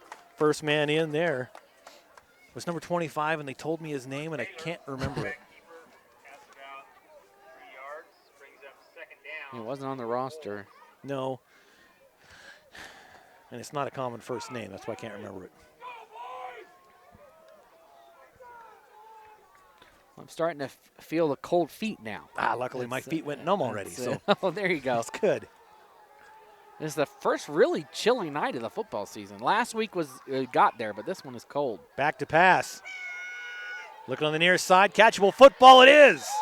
And there is what we thought would be seeing a lot more, as Taylor hit Roland for a big gain, get into Carey territory at the 45-yard line. Don't look now. Are we going to have an offensive second half compared to the defensive first half? Carson Perks, the man on defense there, did all he could. That was just a well-thrown and a well-caught ball. And so far, a pretty penalty-free second half. Right. With 1:50 to go in the third quarter. Knock on this fake wood that's on the rail here. Yeah, it's a nice little overhang we've got here. And the shotgun. It's going to be the option. They pitch it out to Mahana, and flags everywhere. Mahana still on his feet. Can't get away from the Simpson. He comes down at the 40, and it's going to be a hold on Castleford. And judging by the body language, that's on Fontes as he's shaking his head, not agreeing with the call. Way to go, Paul. You said no flags right before this. Right. Take your anger out on him again, Castleford fans. Not Fontes. It was me. It was me. $1:32 left here, third quarter. 2-point ball game. Man, they're being very particular about the spot of the foul occurring. Usually on a hold, you see almost an automatic, it'll just be a 10-yard backup. But this one goes back 15 yards. I'm going to say that occurred 5 yards deep. Interesting. They're going 10 yards from the spot of the hold. Oh, and they sniffed that one out. Camino makes the tackle and another loss. 2nd and 10, 25, 7, 27. As I do the math on the fly. And another drive for Castleford that potentially is going to get squashed by that penalty. It's just, if they go backwards one play, it's almost automatic that you're going to see them go backwards again. Roland here on the near side. Quick pass. And the pass was to Taylor. No, 77, excuse me. Taylor to Mahana. Incomplete. That brings up 3rd and 27-ish. And from what we've seen, they're just not the offense built for that can pull that 27-yard play out of the playbook like it's been there all season. Well, and we've seen that deep pass. You know, it's been there. Taylor to Roland. It's there. He can catch it. Just hasn't been there tonight. This is a big play in this game. It'll bring up 4th and very long if they don't convert. And here's Roland on the near side. Looks to his right. They're going to pass. Caught midfield, and all they do is get back to the original line of scrimmage. So it's going to be 4th and 10. Nice catch made by Nunez, the birthday boy. But, you know, here's the thing. The clock looks like it might run out. This is a great timing for Castleford because they're going to get a free timeout out of this probably to talk this over as we're about 15 seconds left. Looks like they probably will do that. So they're going to have time, and you got to think they're going to go for it here on 4th and 10. Oh, absolutely. So as time winds down in the third quarter, and there it is. So 3 down, 1 to go here in Carey. They don't have to walk very far to flip it to the other side of the field. We'll keep it right here. And John's Heating is a family-owned business that has been serving the Wood River Valley since 2001, offering the very best that Lennox has to offer for all your heating and cooling needs. Go Panthers from everyone at John's Heating. Just want to thank Dusty's Electric for quality and affordable electrical repair and services in Carey. Contact Dusty's Electric. Dusty's Electric is a proud supporter of Carey Athletics and wants to wish the boys good luck in tonight's game. It's also a proud supporter of our appetites by covering the bill tonight. So bought us dinner. We get here to start the fourth quarter, and it's anybody's ball game right now. And coming from a selfish point of view as a broadcaster, I like it when they're like this. I know the parents don't. Yeah, they want the blowout. They they're the ones that have to get their stomach all in knots. But this is what we like. You know, down on the sideline here, I don't know if you can see. You see actually Benyon's little sister, who is the Powder Puff quarterback. We were watching her air things out before the game started. Coach Kirtland might be recruiting there from the Powder Puff. She's got an arm on her. I mean, Chase is a senior this year, so you never know. Mom was the Powder Puff quarterback. She was. Taylor from the 45 across the middle has a man open, just underthrows him. On 4th down, they had it. They had exactly what they needed, but Nunez could not come up with the catch. Yeah, what a play call. Worked perfectly, just a little bit short. They had what they needed, and you got to think Carey sideline just let out a big sigh of relief as the play worked. Yep, the play absolutely worked. They got beat, but they got lucky. Rather be lucky than good any day. Maybe that's just me. No, I would too. I'm not good at anything, so I rely on being lucky. Hey, you are the best color guy in the league here. There's no other color guys in the league. That's why. Just kidding. It's a small league. I'll give you that. But in motion, and the ball hits the ground, and that's going to be a loss of 5. as they were handing off to Simpson, and the advice from the crowd is, come on, boys. As it always is. It always is. But Carey, you got to be careful with that. They've put the ball on the ground a lot tonight, and that's kind of how this all started, with that fumble going over the head of Benyon out of bounds for a safety. Just can't do that, and you can kind of see some frustration from the coaching staff as the ball keeps hitting the ground. Yeah. Clock running, 11:20 here, fourth quarter. Give it to Simpson. Turns on the Jets. Gets to the 45, so gets those 5 yards back. That's going to bring up 3rd and 10.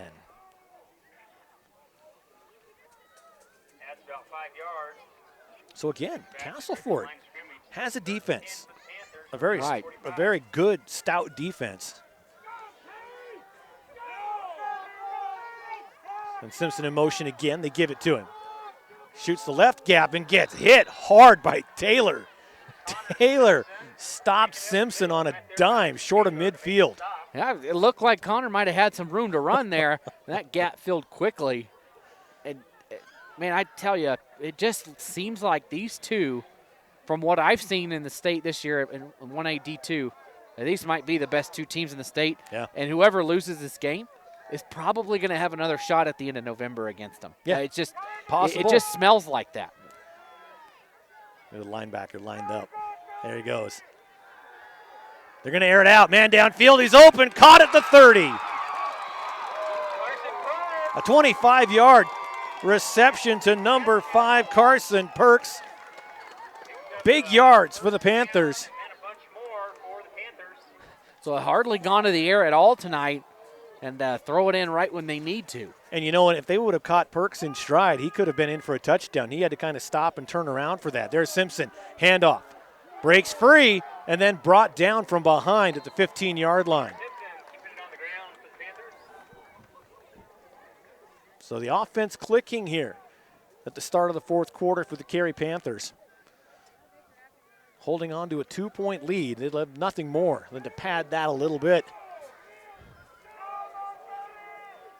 Middle of the field. In the shotgun. Benyon's going to keep it himself. Runs. Gets to about the 8-yard line. It's a first down. It'll be 1st and 10 from inside the 10. So on back-to-back drives, we see a 4th down pass play come up just short for Castleford and one completed on the other side. And now all of a sudden Carey knocking on the door inside the, and goal to go here. Yep. And a score here could push it potentially up to a 10-point game. But, they haven't been able to convert those 2-point conversions tonight. So it's 1st and goal from the 9 under center. Benyon turns, gives it to Simpson. Simpson dropped at the 5. 2nd and goal. Clock running, nearing the 9-minute mark. Benyon comes to the sideline, gets the call. Tell you what, these guys out there with no sleeves on and. I know I'm not moving my body, but I'm cold. And you're not even wearing your gloves.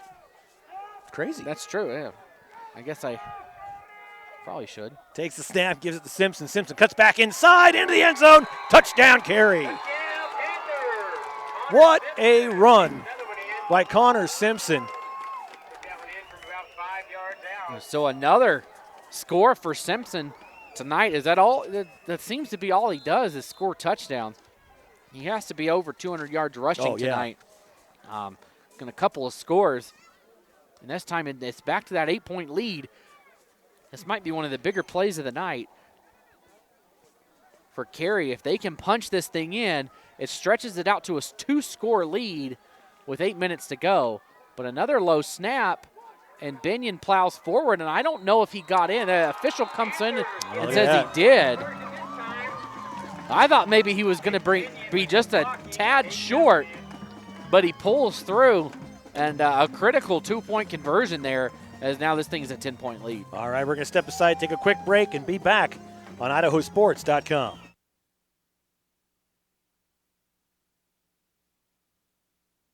Banking. Maybe you enjoy the person-to-person attention you get going to your bank. maybe you enjoy the convenience of banking from home sweet home. Or maybe you like the flexibility of paying your bills, applying for a loan, or talking to your personal banking person from wherever fits your fancy. Then definitely, you should bank at Mountain West Bank.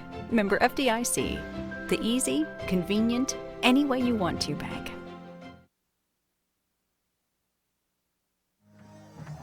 Yeah, welcome back. After the score, it's a 10-point game, 26-16. Carey.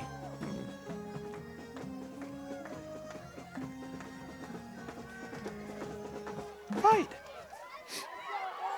As they line up to kick off, as we saw in the last minute and a half of the first half, anything can happen. Anything can happen in this game here tonight. I mean, this game just has a playoff feel.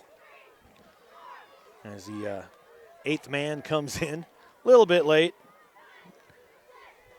Better late than never. Look at that Nampa Christian Melba score, 26-12 Nampa Christian.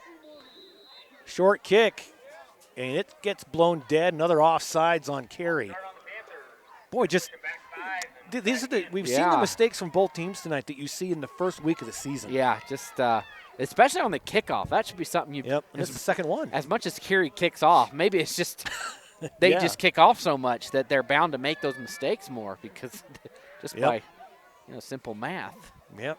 Monday morning or Monday practice after school is going to be going back to basics, boys.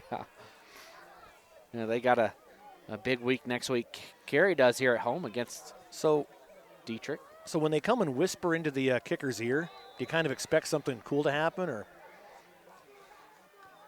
like that? Little punch kick. Taken at midfield. You know, and I'm not a fan of the little short kick into the gap. I'm not a fan of that. But the little punch kick like that, I can get behind that a little bit more, because if you kick it hard enough, low enough, these guys up front, they're not expecting it. No. And so it can hit them, it can touch them, bounce off. You have a legitimate chance of getting it, almost more, I think, than the conventional onside kick. I mean, if you just bullet it off of them. Exactly. Just bullet it right at them. Get a ricochet. But that time Alvarado did a great job at just falling down on it, and great field position for Castleford. 50 yards to the end zone. Taylor back to pass. Airing it out. Has a man. And it's caught at the 20. No, incomplete. Are they going to say it was caught? I think he caught it. I think he caught it too. They did. He did catch it. Nunez with the big catch at the 26-7-yard line. So you go up 2 scores, and I mentioned maybe that's not enough time, but boom, just like that, about 10 seconds later, Castleford about 7 yards from the red zone. This game has had everything. This is great. So 1st and 10 from the 27-yard line. Boy, receiver way here to the near side. That's Ramos. Taylor's going to keep it himself and runs right into the Carey defense and gets plowed over. Not much of a gain in that tackle. A few guys. It was Rich Creek. He ran right into him and went right down. And Owen Park is going to come out.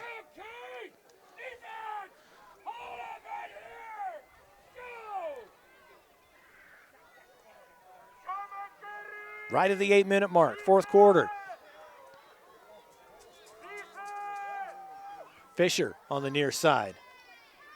Taylor looking at him, and it's intercepted by Benyon. Benyon on the run, and he'll get taken down to the 22. And Benyon comes up with a great pick. Now what a huge interception by Benyon. What might look back, is this the defensive stop of the night right there, as Castleford driving, and now Carey a real shot to potentially put this one away. Yep. But then Castleford, that defense has been tough. They're going to be coming after the quarterback here. They have got to force a turnover. Besides the fumble out of bounds, they haven't come up with any. You know, Carey, if they could hang on to the ball, just milk the clock for all it's worth, which they're not really looking to do here. Quarterback keeper nears the 25-yard line. And the official blows it dead. His knee was down before the ball came out. Taylor really, really hoping that would go the other way. If I say it enough, it'll happen, right? They'll wasn't down. Yeah. Like hypnotizing him. You're right. He wasn't down. Not sure it works that way. I've seen it work once. In my long time of doing this, I saw a coach come out and argue a call, and the official went, you know what, you're right. I'm like, whoa, wait a minute. That's not supposed to happen. He changed it. There's the snap. It's a handoff. And meeting him immediately as the handoff was to Larna. And I tell you, on the outside, Perks and the Alvarado got to be careful out there. They're pushing each other around a lot of chippiness. You wonder if somebody's going to get caught, and the penalty is going to go on somebody. And I think it could go either way, so they got to be careful as they jockey with each other well after the play is decided. McGuire came clear from that other side. See the linebackers line up sideways to get a little bit better jump. Benyon in trouble, throws it, and it's almost picked off. I don't know how Mahana didn't come up with that. It was thrown right to him. And how big would that have been? Yeah. He had Carson Perks around his waist. It was almost like Perks was playing defense against Mahana. That time he's not able to come up with it. But the clock stops. They're going to force a punt here, so the defense comes up huge when they need them to.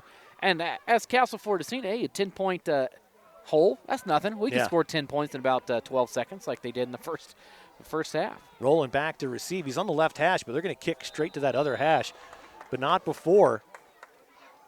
It's going to be offsides on Carey. So false start. So you just move back, and Castleford's got to be saying, all right, we're right back in this. They probably will take over inside Panther territory. Yeah, they've been getting great rolls on these punts. And you see Roland here on the near side instead of starting in the middle. And Gamino, he can aim that football. So he looks and see where he's at. And they kick right to him in the middle of the field. So never mind. Here comes Roland. Roland to the 40. And he gets pushed out of bounds. It was Connor Simpson on the tackle. He pushed him out, but he's got great position all the way up to the 35. That's almost where they were at. They were about I think they were about the 25 when they threw that interception. So kind of just a restart, wiped maybe about a minute and a half off the clock. Yeah, but Castleford really wishes they had that minute and a half back. They do. We're at the 6-minute mark, down 10 points. They are at Carey's 35-yard line, but they don't have a lot of time to waste. It's definitely crunch time right now. So back at quarterback is Roland. Complete. Back to the original line of scrimmage and not much else. Maybe a gain of 1. We'll see what they give him. And there's a flag back right where Roland was. I think you're going to get a roughing the passer. Yeah. And that's huge for Castleford, as it wasn't much of a gain on the play. And now the official is just going to carry the ball for him downfield a long way. So they're going to go from the 35 to the inside the 20. And the clock is stopped. And the clock stopped. So 1st and 10 from the 19. Roland in the shotgun. White Hat wanted to figure something out. We're back. Roland has time, throws. In and out of his hands, and a late flag comes in on Benyon. Benyon could have caught that. He didn't know where the ball was. But are they going to call PI on Benyon? And they do. Pass interference on Chase Benyon. Another free set of yards. So last one was 15. This will probably be half the distance to the goal as they were inside the 20. And they were about the 19, so I'm guessing this will put them right at the 10, maybe just inside. So I think this is going to come down to the final couple of minutes from Carey. They really need to take advantage of it right now. With Roland in the shotgun. Takes the snap, looks, and it's caught and hit immediately. That's a lot of work for not a lot of yards. Yeah, good catch by Mahana. Got some punishment there at the end. Yeah, maybe a yard, about 1.5 feet. So 3 receivers packed to that right side. Man in motion comes to this side. Mahana. Quarterback keeper. Roland stays on his feet, goes to the right side, near the end zone. But he's going to be just a little short. And he does go down in bounds. The clock's still running. If I'm Castleford, I'm running up to that line and just try to plow forward. I think he's at the 1, maybe the 1.5. Bringing in the play was Fisher. So under center now. Roland takes the snap, pushes forward, and they're going to be short again. Right at the goal line. So they're just knocking time off. We're at 4:40 now. Vernon presses time as Roland comes over to get the call. If I'm the coaches, I'm just plow that thing forward again. Well, it's Zeke Fisher coming over to get the call. So they have Fisher going over to get the call, and he comes back to the. Well, that's just so much time. We're at 4:20. Still ticking. And then he has to run back, give the play. Whew. Now we're at 4:10. They're getting close to running down this. They got to hurry. 4:05. And there it is. He's counting off 5 right now. 3, 2, oh, they get off with 1 second to spare. The push is in. It's a touchdown. So it pays off for Castleford. They punch it in. Well, they burned about 30 seconds on that play. Tackle on the last play was about 4:30, and we're at 3:57. But add 6 on the board for Castleford, 22-26, with a 2-point conversion to come. Now, I saw Fontes is the one that came up with the football at the end. Did he run it in, or did Roland keep it? I think Roland kept it and just ran forward. Maybe, I don't know, but this 2-point conversion matters, but probably not as much as in the grand scheme. That they're going to need another touchdown no matter what. Yep. Not much pressure on this, and they're winding down that play clock again. Taylor almost intercepted, couldn't do anything with it. Chase Benyon didn't really try too hard because he's like, well, what do I really need to do with this? So 3:57 left, 26-22. We got a good one. We're going to keep it right here and thank Gary Blick Trucking. They were founded in 1961, located there in Castleford. Gary Blick Trucking, Inc. is a family-owned and operated business providing both local and over-the-road trucking solutions. They offer refrigerated transportation throughout the western United States, as well as bulk commodity hauling throughout Idaho, Utah, and Nevada. Visit GaryBlickTrucking.com for more information or to start your driving career. Apply online.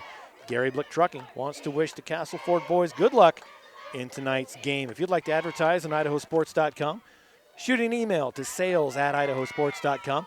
We're heading into the football playoffs. We'll be doing games all over the state of Idaho. So if you would like to get in line, reserve your spot, sales@IdahoSports.com. So that Homedale comes away with a win against Weiser, 14-6. So that one final. That was one of the bigger games of the night besides what we have here. There's a couple of big games tonight around the state. The 5A level, you had the Highland and Rigby, and that's probably the game of the week in the 1A level. Absolutely. Across all 1A games, I think you'd say. And 2A, you had that Nampa Christian Melbourne. I said that wrong. Nampa Christian and Melba. But Nampa Christian looks like they might sneak away with a big win. Melba really missed out on a mascot choice. They should have been the Melba Toast. There's the onside kick. It goes. That didn't even go 10. So I would have kicked it deep. The defense has played great when they've pinned Carey back. Yep. When Carey has a short field, they've been great. But when they're back there, you make them go further. Man, I would have liked to have seen Castleford boot that thing. But I think the defense can come up with a big stop here, and they're going to have to. They have all 3 timeouts, so they can bend a little bit, just can't break. So from the 50, Only got half the field and 3:55 on the clock. Panthers up by 4, sitting in the driver's seat on this one.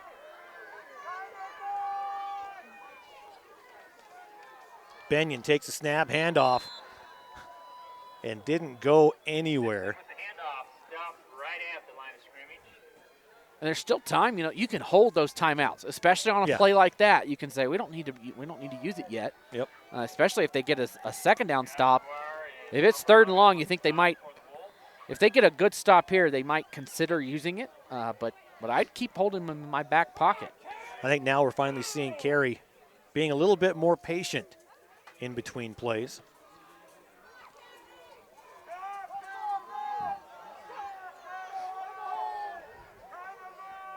Back up to the line, the official counting it off. They get it to Simpson. Simpson. Great second effort. He's on the move, creating distance, and it's a touchdown from midfield, a 50-yard touchdown run for Connor Simpson. And he turned a 2-yard gain into a 50-yard touchdown. He was stopped after 2 yards. I thought he was going to be brought down for sure, but he does what Connor Simpson does and rolls off another long touchdown run after contact. What a backbreaker if you're Castleford, and what a huge play if you're Carey. I honestly thought he was down, and then all of a sudden he just squirts out to that left side and just creates distance. And I think his height is the advantage he had right there. I think he was able to stay up because he's so hard to bring down. 2-point conversion. That one doesn't go, so It stays at a 10-point game. But then you go back and, man, if Castleford makes their 2-point conversions, it's still a 1-possession game. But did you score too fast? Sometimes that can be. I think you always take the points when you can get them. But now if you're Castleford, you get the ball back and you still have all your timeouts. There's still a chance. And there's actually an injury, and I think that's Connor Simpson as he's limping over to the huddle. But another thing that obviously, one thing I hate is armchair quarterbacking, but there is so much time taken off in between plays by Castleford. Yeah, and you're down in the fourth quarter, and there was no hurry up. It was the official was actually counting off right, and you're for delay of game, and yeah. So it was Simpson. Looks like he's okay. What's crazy about Carey, too, you look at the roster, they have like 4 seniors. Yeah, everybody's going to be back. Chase Benyon is the biggest name, and then I believe Carson Perks. No, he's not. Nope. Connor Simpson's a junior. Perks a junior. Benyon a senior. Larna a junior. There they go. They're kicking deep this time. And it's going to go into the end zone touchback, which is probably okay if you're Castleford. Yeah, don't burn any time off the clock. Yep. But you got to go 80 yards. You'd love to only go 50. Last time they were aided by a couple of penalties by Carey, and you got to think Coach Kirkland's like, do not commit a penalty. Right. Just bring them down inbounds and don't commit penalties. It'd be a pretty good drive to go 80 yards in 3 minutes, and they're going to have to do it twice if they want to win this game if you're the Wolves.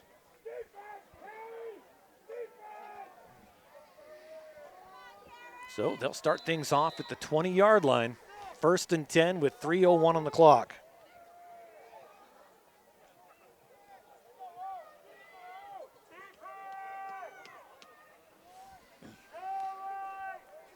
Sorry, Paul. Coal Valley beat New Plymouth 27-6.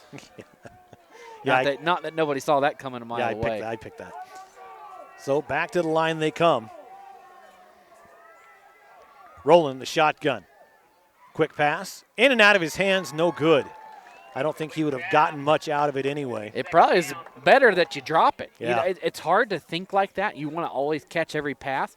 But he was going to go down inbounds for a 1-yard gain. Yep. Sometimes I see that when a player is trying to catch a pass and they're 5 yards behind the line of scrimmage with a wall in front of them. Yeah. Just knock that thing down. Don't catch it. Takes the snap again. And he's in trouble.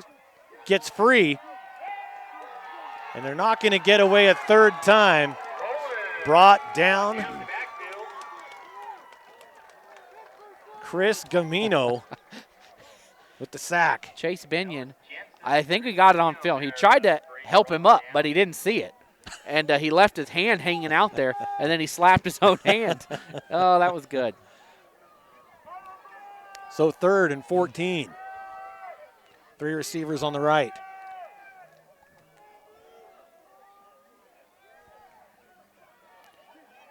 Rowland goes all the way to the 5-yard line. Gets a block. And he's just going to get right back to the line of scrimmage before he's plowed over. That's going to bring up 4th and 10, maybe 4th and 9. With 2:02 on the clock, and it's just ticking off. Yeah, not able to convert right there. And if they can't get a first down here, it's pretty much a done deal for Carey. They'll wrap up the win here. And if they're able to finish off Dietrich next week, of course, if Dietrich were to come in here and beat Carey, there'd be a 3-way tie at the top. There's still a lot to play for next week. And again, they're taking 30, 35 seconds. We're at a minute and a half now. Clock's running. I think this all but does it, even by burning the time. Yeah. Minute 20. And they're counting off. I'm not sure if they're going to get it off.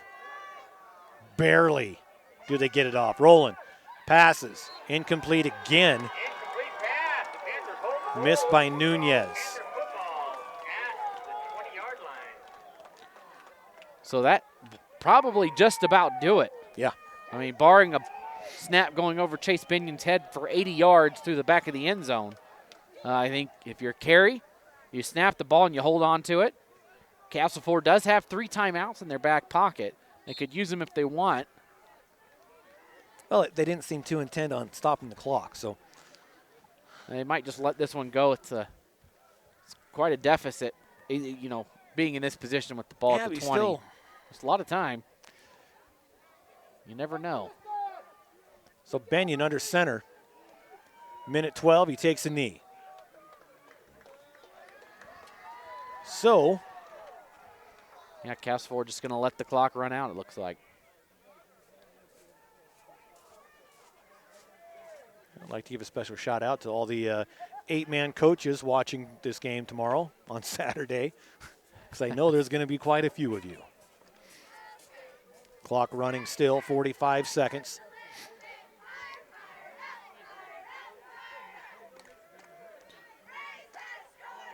Takes another knee. If you're Castleford, there's nothing to down your head about tonight. They played a great game, and Carey just has been dominant over the years and throughout this season. They survived their first real test of the year, showed that they can win a tight game in which they don't run the other team out of the building. And that'll bode well when it comes playoff time, when they're playing these great teams, and they know that when we need a play at the end of the game, we can count on Connor Simpson to do it. Simpson finishes the game, 4 touchdowns, well over 200 yards. Yeah, good. I mean, probably pushing 250, maybe even 300. So Connor Simpson will be our IdahoSports.com player of the game. We don't even need to discuss that one. I don't think you're going to argue too hard on that. That's what a game by Connor Simpson. I mean, that final run by him, it looked like it could have potentially been a loss or a 2-yard game and maybe changes how this one shakes out, but he stays on his feet and rumbles for 50 and that puts the game away. Well, that is going to do it for us here in Carey. You'll be back next week for the Carey Dietrich Championship rematch. Yeah. I'll be somewhere. Maybe Minico, maybe, I'm not sure, Raft River. Who knows? Probably Minico. But regardless, you'll be able to watch Carey's last regular season game next week right here on IdahoSports.com. As the teams are shaking hands. And this is one thing that I really missed last year is the shaking of hands, the good sportsmanship at the end where because of the COVIDs, they have to wave at each other at the 40. It's not like they weren't spitting on each other for don't get me started. 60 minutes. Don't get me started. Yeah. So this one's done. Carey survives, and that's the best way to put this, is they survive this game against Castleford and win by a score of 32-22. Well, this has been an IdahoSports.com Game Streams production of Magic Valley Game Night presented by Mountain West Bank as the Carey team comes to the sideline. We'll keep it there. We're not going to end yet. We're going to see. I like traditions like this, where the team comes to the sideline. Thanks to crowd for their support, the parents, the grandparents, the alumni.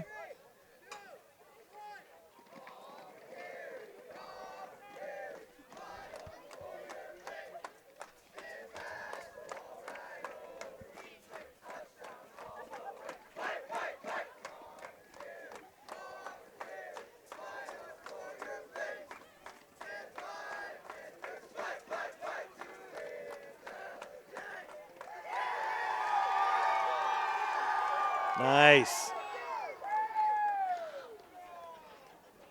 All right, we'll finish things up. Want to thank our major sponsors to make these webcasts possible, as well as all the coverage we provide on IdahoSports.com, your local Toyota dealer. Let's Go Places, Valleywide Co-op and Country Stores, the Idaho Division of Public Health, and Project Filter, Idaho Fights Tobacco. Also like to thank our local advertisers tonight, who we definitely want to give a big thank you to. Gary Blick Trucking, Wood River Welding, Valley Tile and Floor, Dusty's Electric, Snow Bunny Drive-In, M&J Motors, John's Heating, and Ireland Bank. Congratulations again to Connor Simpson, our IdahoSports.com player of the game. Thanks for joining us tonight as the Carey Panthers defeat the Castleford Wolves by a score of 32-22. My broadcast partner Logan Green and everyone else behind the scenes here at IdahoSports.com. I'm merely Paul Kingsbury. Have a good night, everybody.